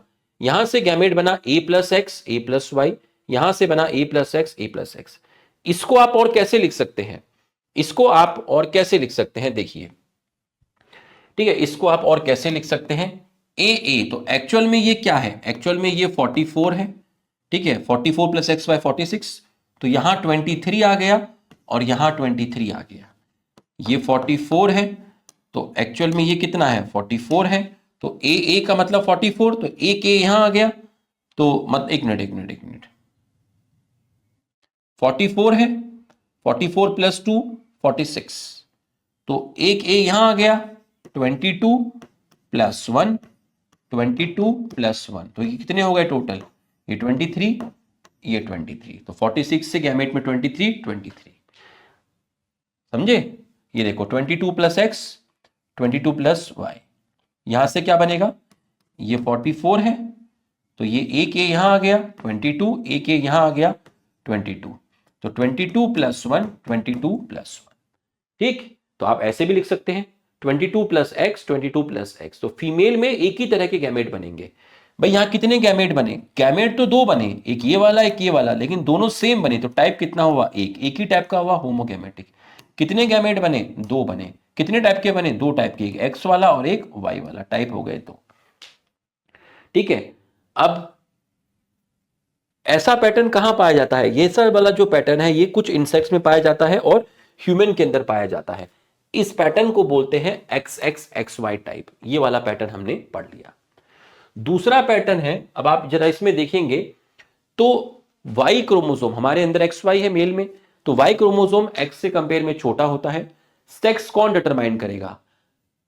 ये वाला जो पैटर्न होता है XXXY टाइप, इसके अंदर फीमेल होमोगैमेटिक है और मेल हेट्रोगैमेटिक है। हमारे पास दो डिफरेंट टाइप के गैमेट है। तो फीमेल से तो हमेशा एक ही तरह का गैमेट मिलेगा, एक्स टाइप का ही मिलेगा, क्योंकि दोनों गैमेट में एक्स है, तो फीमेल में तो हमेशा एक्स टाइप का ही मिलेगा। अब उस एक्स टाइप के साथ जो स्पर्म है वो एक्स वाला फर्टिलाइज करेगा तो लड़की पैदा होगी, वाई वाला फर्टिलाइज करेगा तो लड़का पैदा होगा। इसका मतलब सेक्स डिटरमाइन किसकी वजह से हुआ? भाई लड़का पैदा हुआ है, लड़की पैदा हुई, ये किससे पता लग रहा है? ये स्पर्म के क्रोमोसोम से पता लग रहा है। ठीक है, अगर एक्स क्रोमोसोम वाला फर्टिलाइज करेगा एक्स को तो लड़की हुई, वाई क्रोमोसोम स्पर्म जो है वो फर्टिलाइज करेगा तो लड़का हुआ। तो बच्चों सेक्स डिटरमाइन किया जाता है किसके द्वारा? मेल के द्वारा। किस केस में? इस केस में, जब XXXY टाइप हो। तो याद रखना, जब भी मेल हेट्रोगैमेटिक होगा तो सेक्स जो डिटरमाइन किया जाएगा वो स्पर्म के द्वारा डिटरमाइन किया जाएगा, एग के द्वारा डिटरमाइन नहीं किया जाएगा। एक फैमिली में 4 लड़के हैं, वो 5th चाइल्ड एक्सपेक्ट कर रहे हैं, तो क्या होगा, लड़का या लड़की? तो ये हमेशा इन तरह के जो क्वेश्चन होते हैं उनका आंसर जाता है 50%। तो वो लड़का भी हो सकता है और वो लड़की भी हो सकती है। ठीक है, कोई भी वहां पर हो सकता है। ठीक, दूसरा है XXXO टाइप। XO बोलो या X0 बोलो, जो ज्यादातर इंसेक्ट में मिलता है, ग्रास ऊपर में मिलता है, जिसमें XX फीमेल है। ठीक है, तो फीमेल में एक ही टाइप का गैमेट बनेगा, कौन सा? A+X A+X, क्योंकि फीमेल कैसी है? फीमेल होमोगैमेटिक है। A+XX ये फीमेल हो गई, तो A+X A+X दोनों गैमेट एक जैसे हैं, तो 100% एग में एक्स क्रोमोसोम है। ये भी एग है, ये भी एग है, तो सारे एग में एक्स क्रोमोसोम है। लेकिन ये आपका मेल का हो गया A+X0, तो A+X A+0, तो 50% स्पर्म में एक्स क्रोमोसोम है और 50% स्पर्म में एक्स क्रोमोसोम नहीं है। 50% स्पर्म में एक्स क्रोमोसोम है, 50% स्पर्म में एक्स क्रोमोसोम एब्सेंट है। तो ये आपका कैसा हो गया? मेल हेट्रोगैमेटिक हो गया। A+X A+0, 50% स्पर्म में एक्स क्रोमोसोम है, 50% में नहीं है, तो दो तरह के स्पर्म मिलेंगे। तो मेल कैसा हो गया? हेट्रोगैमेटिक हो गया। सेक्स कौन डिटरमाइन करेगा? मेल डिटरमाइन करेगा। आ गया। Both have unequal number of chromosome. यहां क्रोमोसोम के नंबर अनइक्वल होते हैं। फीमेल में क्रोमोसोम ज्यादा पाए जाते हैं, मेल में क्रोमोसोम कम पाए जाते हैं। क्यों? क्योंकि मेल के अंदर आपका एक एक्स क्रोमोसोम यहां पर मतलब एक क्रोमोसोम यहां पर मिसिंग है। देखो ना, मेल के अंदर XO टाइप है तो उसके 50% स्पर्म में एक्स है, तो 50% स्पर्म के अंदर एक्स क्रोमोसोम है ही नहीं। तो फीमेल में क्रोमोसोम का नंबर और मेल में क्रोमोसोम का नंबर वेरी करता है। तीसरा टाइप है आपका ZZZW टाइप। ZZW टाइप जो होता है ये बर्ड्स में मिलता है, जिसमें ZZ मेल है। इसका मतलब मेल होमोगैमेटिक है, मेल में A+Z A+Z एक ही टाइप का मिलेगा। फीमेल हेट्रोगैमेटिक है ZW, मतलब फीमेल में A+Z A+W दो टाइप का बनेगा। तो फीमेल हेट्रोगैमेटिक है तो यहां सेक्स किसकी वजह से डिटरमाइंड होगा? यहां सेक्स डिटरमाइंड होगा फीमेल की हेल्प से। ठीक है, ये वाला आपको नहीं पढ़ना है। ZO ZZ देख लीजिए, इसमें ZO फीमेल है, ZZ मेल है, तो फीमेल हेट्रोगैमेटिक हो गई, मेल होमोगैमेटिक हो गया। फीमेल में A+Z A+0, मतलब 50% एग में Z क्रोमोसोम आपका नहीं है। ठीक है, और यहां आपका क्या बोलते हैं, मतलब 50, ये नहीं बोलेंगे Z क्रोमोसोम नहीं है, मैं ये बोलूंगा कि 50% क्रोमोसोम में Z है, 50% क्रोमोसोम में Z आपका यहां पर नहीं है। यहां 50% के अंदर Z है और दूसरे 50 में भी Z है, मतलब 100% में आपके कौन सा क्रोमोसोम है? Z टाइप का आपका क्रोमोसोम यहां पर मिल रहा है। तो फीमेल हेट्रोगैमेटिक हो गई है और मेल यहां पर होमोगैमेटिक हो गया है। तो इन दोनों केस में जो सेक्स डिटरमाइन होगा वो मेल के द्वारा नहीं होगा, फीमेल के द्वारा होगा। यहां पर देखिए haploid diploid mechanism honey bee में। ठीक है, 3 तरह के लोग मिलते हैं, एक क्वीन मिलती है, एक वर्कर मिलता है, एक ड्रोन मिलता है। क्वीन वर्कर दोनों में 32 क्रोमोसोम होते हैं और दोनों ही फीमेल होती है, ड्रोन मेल होता है। तो फीमेल है, क्वीन है, डिप्लॉइड होती है, 32 क्रोमोसोम है। मेल ड्रोन हैप्लॉइड होता है, 16 क्रोमोसोम है। इसने मियोसिस किया तो 16 इस एग में आ गए, 16 इस एग में आ गए। ठीक, ये हैप्लॉइड है तो ये मियोसिस तो करेगा नहीं, माइटोसिस करेगा, तो यहां पर कितने आ गए? 16 आ गए। अब ये 16 एग और 16 स्पर्म वाले फर्टिलाइज किए तो 2n = 32, तो क्वीन और वर्कर तो यहां से क्वीन भी बन सकती है, वर्कर भी बन सकते हैं। तो क्वीन और वर्कर फीमेल होते हैं, उनमें 32 क्रोमोसोम होते हैं। ये जो एग बचा जिसमें 16 क्रोमोसोम थे, इसको स्पर्म तो मिला नहीं, तो ये एग अनफर्टिलाइज हो गया। इस अनफर्टिलाइज एग ने पार्थेनोजेनेसिस प्रोसेस किया, मतलब सीधा क्या बना लिया, मेल बना लिया। इसने सीधा मेल बना लिया, बिना फर्टिलाइजेशन के मेल बना दिया। तो ये मेल मतलब क्या बन गया, ड्रॉन बन गया। तो ड्रॉन का फादर नहीं होता, सन नहीं होता, उसका ग्रैंडफादर है और उसका ग्रैंडसन हो सकता है। नेक्स्ट है आपके डिसऑर्डर। तो डिसऑर्डर में हम सबसे पहले आपके पढ़ेंगे क्रोमोसोमल डिसऑर्डर। ठीक है बच्चों, तो सबसे पहले हम क्या पढ़ने वाले हैं, सबसे पहले हम पढ़ने वाले हैं क्रोमोसोमल डिसऑर्डर। ठीक है, मान लीजिए मेरे शरीर में, मेरे नहीं किसी और के शरीर में मान लीजिए, ठीक है, 46 क्रोमोसोम है। अब 46 क्रोमोसोम से मान लीजिए क्रोमोसोम का आपका 45 हो गया। ठीक है, मतलब एक क्रोमोसोम का लॉस हो गया। ठीक है, या मैं कहूं कि 46 की जगह 47 हो गया, मतलब गेन ऑफ क्रोमोसोम हो गया। ठीक है, तो क्रोमोसोमल डिसऑर्डर में जो पैटर्न होता है क्रोमोसोम का वो चेंज हो जाता है। शरीर में क्रोमोसोम की संख्या बढ़ सकती है या कम हो सकती है। रीजन दिया है एन्यूप्लॉइडी। अब एन्यूप्लॉइडी के अंदर देखिए क्या है, इन्होंने बोला कि क्रोमोसोम जब गैमेट फॉर्मेशन होता है तो प्रॉपर्ली सेग्रीगेट नहीं हो पाते, मतलब गैमेट्स के अंदर क्रोमोसोम का प्रॉपर डिस्ट्रीब्यूशन नहीं हो पाता है ना। गैमेट के अंदर क्रोमोसोम का प्रॉपर डिस्ट्रीब्यूशन नहीं हो सकता, नहीं हो पाता कई बार। भाई गैमेट बनेंगे, गैमेट में कितना जाना चाहिए, 23 जाना चाहिए। तो कई बार गैमेट एबनॉर्मल बन जाते हैं। ठीक है, गैमेट में 24 चला गया, या फिर गैमेट में 22 चला गया। गैमेट में 23 जाना था, एक ज्यादा चला गया 24, मतलब n+1 चला गया। गैमेट में जाना था n मतलब 23, गैमेट में चला गया n+1, मतलब 23+1 कितने चला गया, 24 चला गया, एक एक्स्ट्रा चला गया। या मैं कहूं कि गैमेट में 23 जाना था n, लेकिन गैमेट में चला गया n-1, मतलब 23-1, गैमेट में चला गया 22। तो कई बार क्या होता है, गैमेट में एक्स्ट्रा क्रोमोसोम चले जाते हैं, गैमेट में कम क्रोमोसोम जाते हैं। तो n-1 एबनॉर्मल गैमेट, मतलब उस गैमेट में 22 क्रोमोसोम है। n+1 एबनॉर्मल गैमेट, मतलब उसमें 24 गैमेट है। तो इस तरीके से एबनॉर्मल गैमेट फॉर्म्ड होते हैं। कब, जब क्रोमोसोम प्रॉपर्ली सेग्रीगेट नहीं कर पाते मियोसिस के टाइम, तो किसी गैमेट में क्रोमोसोम ज्यादा चला जाता है, किसी गैमेट में क्रोमोसोम कम चला जाता है। अब मान लो एक लड़का है, एक लड़की है। लड़के का गैमेट नॉर्मल है, n=23। लड़की का गैमेट n-1 है। इसका मतलब लड़की में n-1 है, मतलब लड़की में क्रोमोसोम कितने हैं, 22 हैं। लड़के में कितने हैं, 23 हैं। 23 + 22 कितने आएंगे, 45। और इसको ऐसे कर दीजिए, 2n-1, n मतलब 23, 2 × 23 - 1, 46 - 1, 45। एक क्रोमोसोम का लॉस हो गया, इसको बोलते हैं मोनोसोमी। मोनोसोमी, ठीक है, इसको हमने क्या बोला, मोनोसोमी, क्रोमोसोम का लॉस हुआ। ठीक है, यहां पर देखो, लड़के का भी एबनॉर्मल गैमेट है, लड़की का भी एबनॉर्मल गैमेट है। n-1 मतलब लड़के में भी 22 है, लड़की में भी 22 है, तो कितने आ गया, 44 आ गया। इसको आप ऐसे भी कर सकते हैं, 2n-2, 46 - 2, 44। यहां कितने क्रोमोसोम का लॉस हुआ, 2। इसको बोलते हैं नल्लीसोमी। तो मोनोसोमी में 1 का लॉस हुआ, नल्लीसोमी में 2 का लॉस हुआ। मोनोसोमी, नल्लीसोमी किसके अंदर आते हैं, हाइपोप्लॉइडी के अंदर आते हैं। ठीक है, हाइपोप्लॉइडी का मतलब है क्रोमोसोम का लॉस हो रहा है। अब है आपका टाइप 2 हाइपरप्लॉइडी। मेल का मान लो गैमेट नॉर्मल है, फीमेल का एबनॉर्मल है, n+1 है। n+1 मतलब 23 + 1 24, 24 + 23 कितना हो गया, 24 + 23 47, 2n+1। तो शरीर में 46 की जगह 47 क्रोमोसोम हो गए, एक क्रोमोसोम बढ़ गया। इसको बोलते हैं ट्राइसोमी। अगर मेल और फीमेल दोनों का गैमेट एबनॉर्मल है, n+1 n+1 मतलब 24 + 24 कितना हो गया, 48। तो शरीर में 46 की जगह 48 हो गए, दो क्रोमोसोम बढ़ गए, इसको बोलते हैं टेट्रासोमी। पॉलीप्लॉइड्स के अंदर क्रोमोसोम आपके सेट में बढ़ते हैं। ठीक है, साइटोकाइनेसिस नहीं हुआ टीलोफेज में, न्यूक्लियस का डिस्ट्रीब्यूशन हुआ, लेकिन एक ही सेल के अंदर दो न्यूक्लियस हो गए, तो क्रोमोसोम की संख्या बढ़ गई। ठीक है, तो इसको बोलते हैं पॉलीप्लॉइडी। तो पॉलीप्लॉइडी प्लांट्स में ज्यादा कॉमन पाया जाता है। ठीक है, 3n देखो, 2n 10 नॉर्मल था, ये पॉलीप्लॉइड नहीं था। अब पॉलीप्लॉइड क्या हुआ, n की वैल्यू 5 आई, पॉलीप्लॉइड हुआ 3n = 15, 5 बढ़ गए। 4n = 20, सेट में बढ़ रहे हैं, सेट में बढ़ रहे हैं, एक बारी में 5-5 बढ़ रहे हैं। क्रोमोसोम की संख्या सेट में बढ़ती है, यहां क्रोमोसोम सेट में नहीं बढ़ते, एक बड़ा दो बड़ा, यहां सेट में बढ़ेगा, हर बार 5 बढ़ रहा है। ठीक, अब आपका डाउन सिंड्रोम बताया था। Down syndrome Langdon down scientist ने बताया था।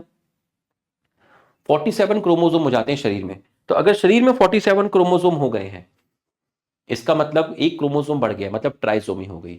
तो हमारे शरीर में जो 21वां क्रोमोसोम होता है, वहां पेयर में कितने होते हैं? 2 होते हैं, वहां 2 की जगह 3 आ जाते हैं, एक एक्स्ट्रा क्रोमोसोम आ जाता है, तो 21 क्रोमोसोम की ट्राइसोमी हो जाती है।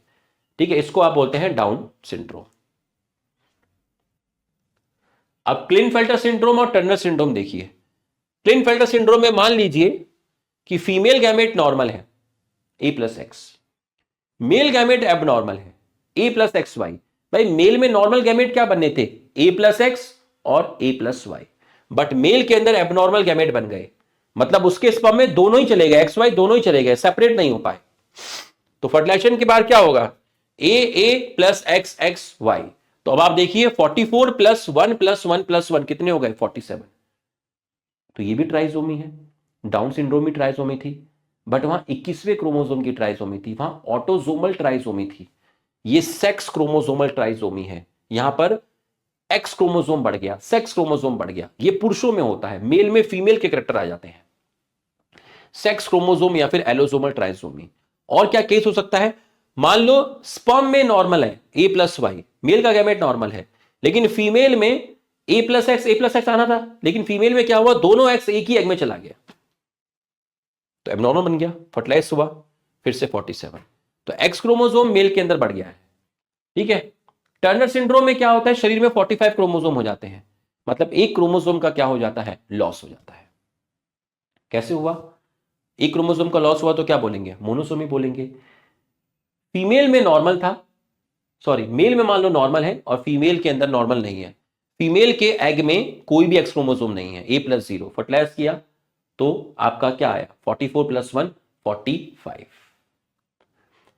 या फिर मेल में A+0 और फीमेल में A+X, मतलब फीमेल का आपका A+X वाला है, ठीक है, मतलब नॉर्मल है, और मेल में स्पर्म में ना X है ना Y है, तब भी आपका क्या आया? 45 आया। ये इनके सिम्टम्स हैं जो आपको याद करने हैं।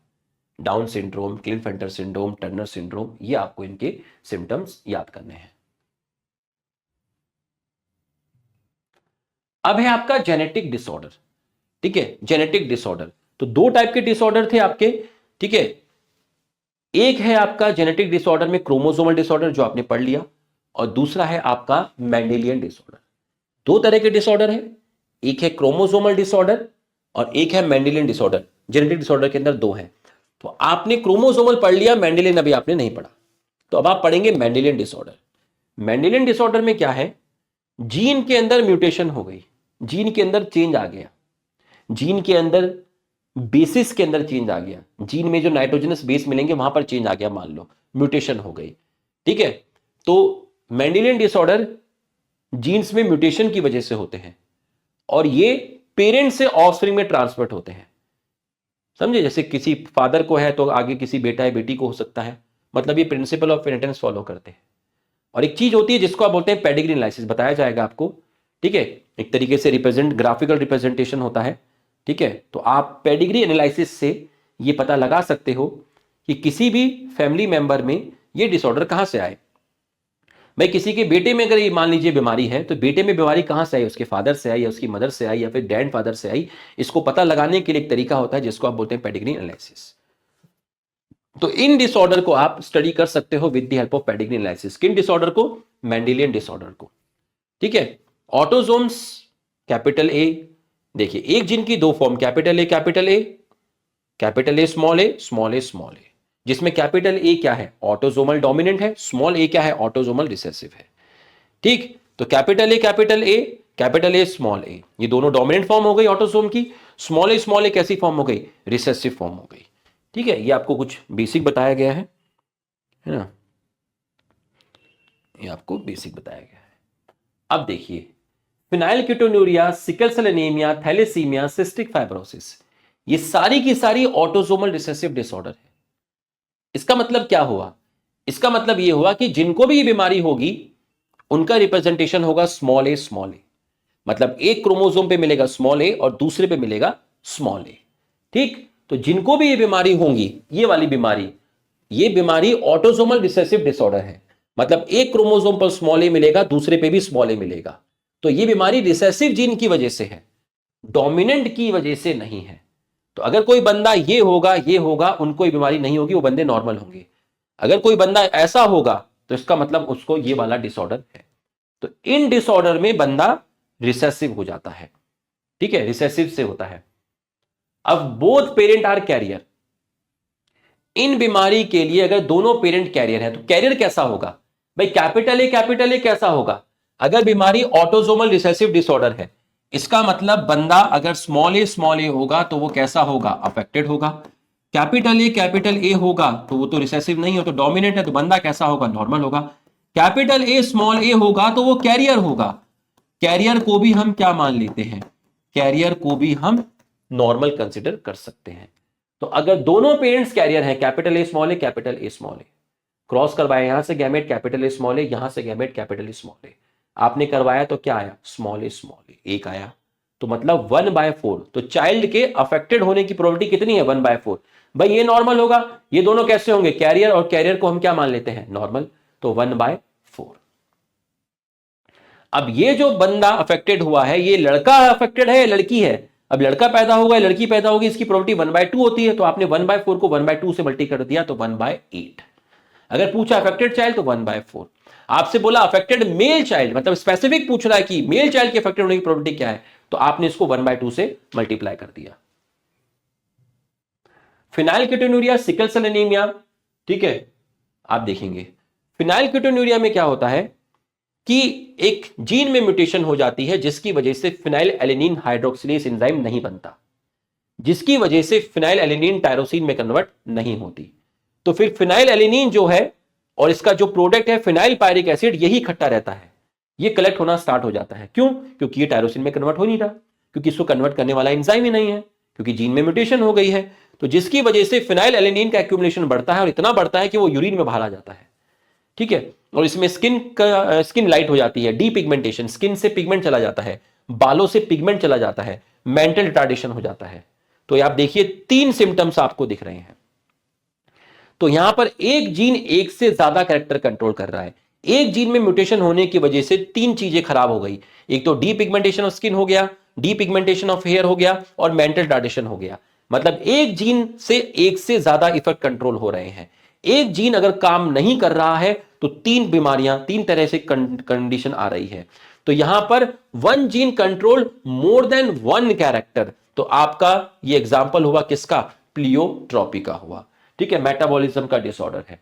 सिकल सेल में ये वाला मैंने आपको बता दिया था, याद करो, ठीक है, जिसमें HBS ये तो मर जाएगा, HBS, इसके अंदर HBS म्यूटेंट एलील है, HBA नॉर्मल एलील है। तो इस गैमेट में इसकी प्रोबेबिलिटी 50% है, गैमेट में इसकी प्रोबेबिलिटी भी कितनी है, 50% है। भाई इससे गैमेट बनेंगे तो 50% गैमेट में HBA जाएगा, 50% गैमेट में HBS जाएगा, मतलब म्यूटेंट एलील जाएगा, मतलब एब्नॉर्मल गैमेट जाएगा। अगर सिकल सेल एनीमिया नहीं है तो वहां पर ब्लड वेजल्स में जो आरबीसी आपकी जाएंगी वो नॉर्मल शेप की होंगी, बाइकॉन्केव शेप होगा, इजीली ब्लड वेजल्स में आरबीसी जाएंगी। अगर आपका सिकल सेल एनीमिया है तो आरबीसी का जो शेप होता है वो आपका सिकल शेप हो जाता है, ठीक है। तो ये उतना जेंटली मूव नहीं करती ब्लड वेजल्स में, तो ये आपका ब्लॉकेज कर देती है वहां पर। अब आरबीसी उतनी अच्छे से मूव नहीं करेंगी ब्लड में, तो जब आरबीसी आपका मूव नहीं करेंगी तो आरबीसी तो ऑक्सीजन लेके जाती है, उसमें हीमोग्लोबिन होता है, एक तो हीमोग्लोबिन भी यहां पर कम हो जाएगा, ठीक है। तो आपका जो ऑक्सीजन कैरिंग कैपेसिटी है, ऑक्सीजन पर्याप्त तरीके से ऑर्गन तक नहीं पहुंचेगा, ठीक है। तो do not get proper oxygen, blood की जो सप्लाई होती है वो प्रॉपर नहीं हो पाती टिश्यू और ऑर्गन पर, क्योंकि आरबीसी का जो शेप है वो एबनॉर्मल हो जाता है, सिकल शेप हो जाता है, ठीक है। क्यों होता है, अब यहां पर देख लीजिए, इस तरीके से म्यूटेशन करके आपको बताया गया है, जिसको आप मॉलिक्यूलर बेसिस में भी पढ़ते हैं। एक नॉर्मल बंदा जिसको सिकल सेल एनीमिया नहीं है उसके डीएनए में मिलेगा GAC-CTC, ठीक। तो CTC से ट्रांसक्रिप्शन होकर क्या बना, mRNA बना। तो C के कॉम्प्लीमेंट्री mRNA में क्या आया, G आया, T के कॉम्प्लीमेंट्री A आया और C के कॉम्प्लीमेंट्री G आया। तो GAG क्या हो गई, एक कोडॉन हो गई, ठीक है। mRNA पे ये कोडॉन कहां पर है, 6th पोजीशन पर है। तो GAG कोडॉन किसके लिए कोड करता है, ग्लूटामिक अमीनो एसिड के लिए कोड करता है। तो जिसको सिकल सेल एनीमिया नहीं है उस बंदे की जो हीमोग्लोबिन होती है, हीमोग्लोबिन क्या है, हीमोग्लोबिन क्या है, प्रोटीन है। तो हीमोग्लोबिन के अंदर अमीनो एसिड्स की क्या मिलेगी, चेन मिलेंगी। तो हीमोग्लोबिन के अंदर अल्फा अमीनो एसिड्स की चेन होती है, बीटा अमीनो एसिड्स की चेन होती है। तो जिस बंदे को सिकल सेल एनीमिया नहीं है उसके हीमोग्लोबिन की बीटा चेन में 6 पोजीशन पर ग्लूटामिक अमीनो एसिड पाई जाती है। ठीक है, अगर किसी को सिकल सेल एनीमिया हो गया तो टी की जगह ए आ गया, म्यूटेशन हो गया। ठीक है, बेस सब्स्टिट्यूट हो गया, टी की जगह ए आ गया, मतलब सब्स्टिट्यूशन टाइप ऑफ म्यूटेशन। ठीक है, सब्स्टिट्यूशन टाइप ऑफ म्यूटेशन। तो अब ए आ गया, तो यहां पर ए आया, तो जब यहां पर ए चेंज हुआ तो ऊपर जो ए था वो भी चेंज हो जाएगा, क्योंकि ए किसके साथ पेयर बनाएगा, टी के साथ पेयर बनाएगा। तो एक बेस पेयर में चेंज आ गया, एक बेस पेयर में चेंज आ गया, एक बेस पेयर में चेंज आया, तो इसको बोलते हैं पॉइंट म्यूटेशन।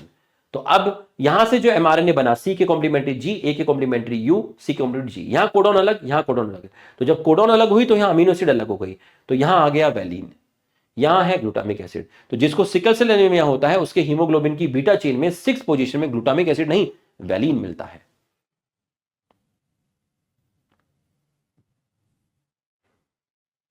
फिर है आपका थैलेसीमिया। थैलेसीमिया के अंदर क्या होता है, दो तरह के थैलेसीमिया, एक अल्फा और एक बीटा। अगर किसी को अल्फा थैलेसीमिया है तो उसके हीमोग्लोबिन में अल्फा चेन्स कम बनेंगी, बीटा ज्यादा बनेंगी।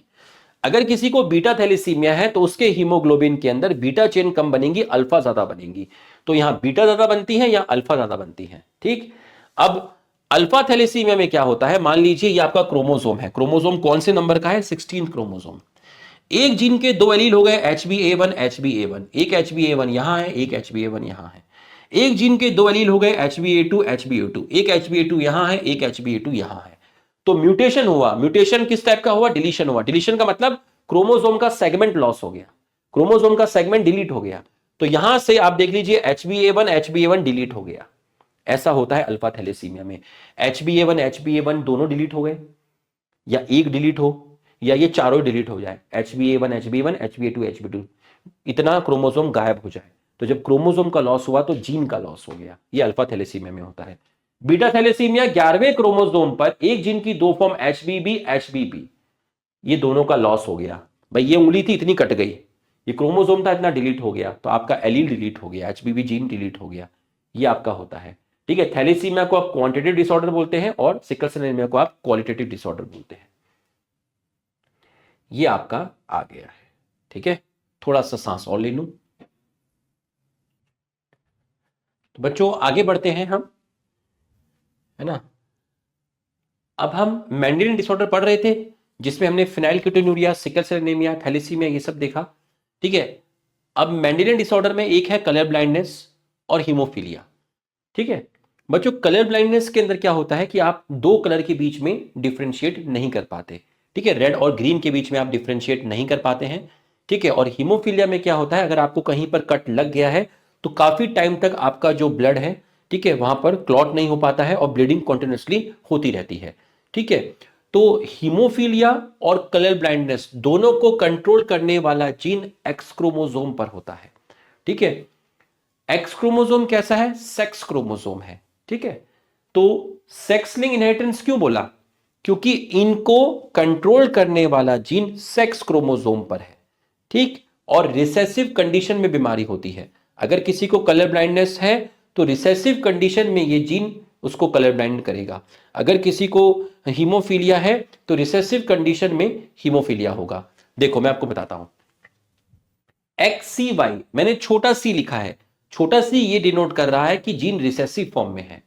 ठीक है, XCY है मतलब उस बंदा अफेक्टेड होगा, उसको कलर ब्लाइंडनेस होगा।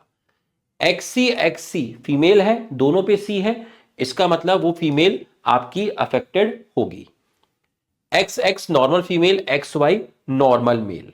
ठीक, तो अगर किसी को कलर ब्लाइंडनेस है लड़के को तो XCY एक्स क्रोमोसोम पर ही होता है इसका जीन, वाई पे होता नहीं है इसलिए वाई पे दिखाया नहीं है, और रिसेसिव कंडीशन में होना चाहिए।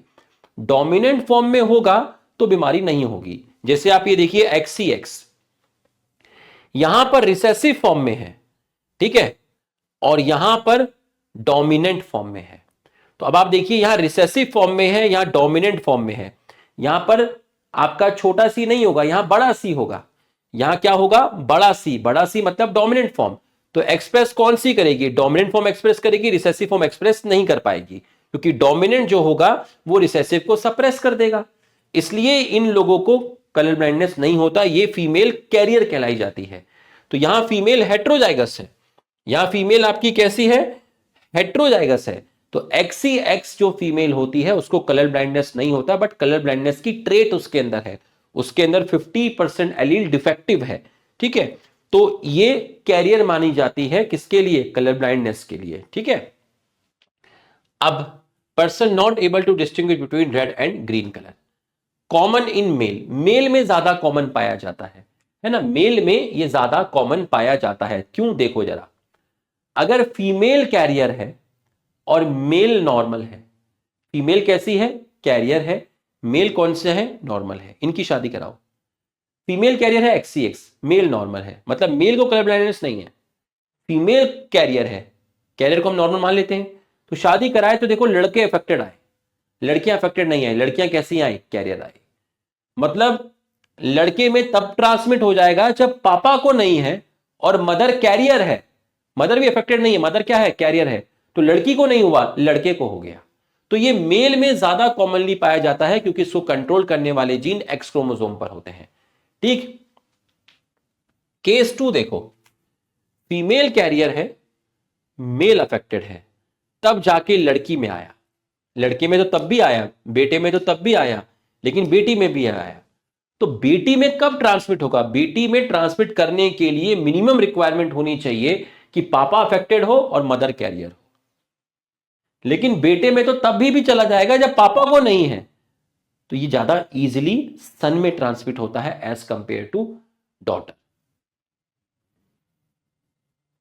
अब यहां केस 1 केस 2 करके आपको दिखाया गया है, ठीक है, इसी को सेक्सलिंग इनहेरिटेंस भी बोलते हैं। अगर मदर अफेक्टेड है, फादर नॉर्मल है, तो कैसे जाएगा, मदर अफेक्टेड है, फादर नॉर्मल है, XCX XCY XCX XCY। तो आप देख लीजिए, अगर मम्मी को कलर ब्लाइंडनेस है, फादर को नहीं है, तो मम्मी से बेटे में गया, मदर अफेक्टेड है तो सन अफेक्टेड होगा, डॉटर कैरियर होगी, डॉटर कैसी है, कैरियर है, सन कैसा है, अफेक्टेड है। अब इस सन की शादी हुई किसके साथ, नॉर्मल फीमेल के साथ, क्रॉस करवाया, XCX XCX XY XY, तो 100% डॉटर कैरियर है और 100% सन कैसे हैं, नॉर्मल है। तो अगर सन अफेक्टेड है तो सन से कहां जाता है, डॉटर में जाता है, बट डॉटर कैसी है, कैरियर है। तो ये सेम सेक्स के थ्रू नहीं जाता, मदर से पहले सन में गया अपोजिट सेक्स, फिर सन से डॉटर में गया, इसको बोलते हैं क्रिस क्रॉस इनहेरिटेंस। यहां पर देखो, फादर अफेक्टेड है, मदर नॉर्मल है, तो फादर से डॉटर में जाएगा, सन में नहीं जाएगा। देखो XCX XCX XY XY, daughter carrier है, सन नॉर्मल है, डॉटर कैरियर। अगर फादर अफेक्टेड है और मदर नॉर्मल है, इनकी शादी कराई तो सन को कुछ नहीं होगा, डॉटर कैरियर हो जाएंगी। अब कैरियर डॉटर की शादी करा दो नॉर्मल बंदे के साथ, तो सन अफेक्टेड हो गए, तो डॉटर से कहां गया, सन के अंदर गया, अपोजिट सेक्स के थ्रू जाता है, इसको बोलते हैं क्रिस क्रॉस इनहेरिटेंस, ठीक। हीमोफीलिया रॉयल डिजीज है, क्वीन विक्टोरिया है ना, रानी, उनके अंदर पेडिग्री वहां पे स्टडी की गई थी, वो कैरियर थी इस बीमारी के लिए। दो तरह की होती हैं ये, एक हीमोफीलिया ए, एक हीमोफीलिया बी।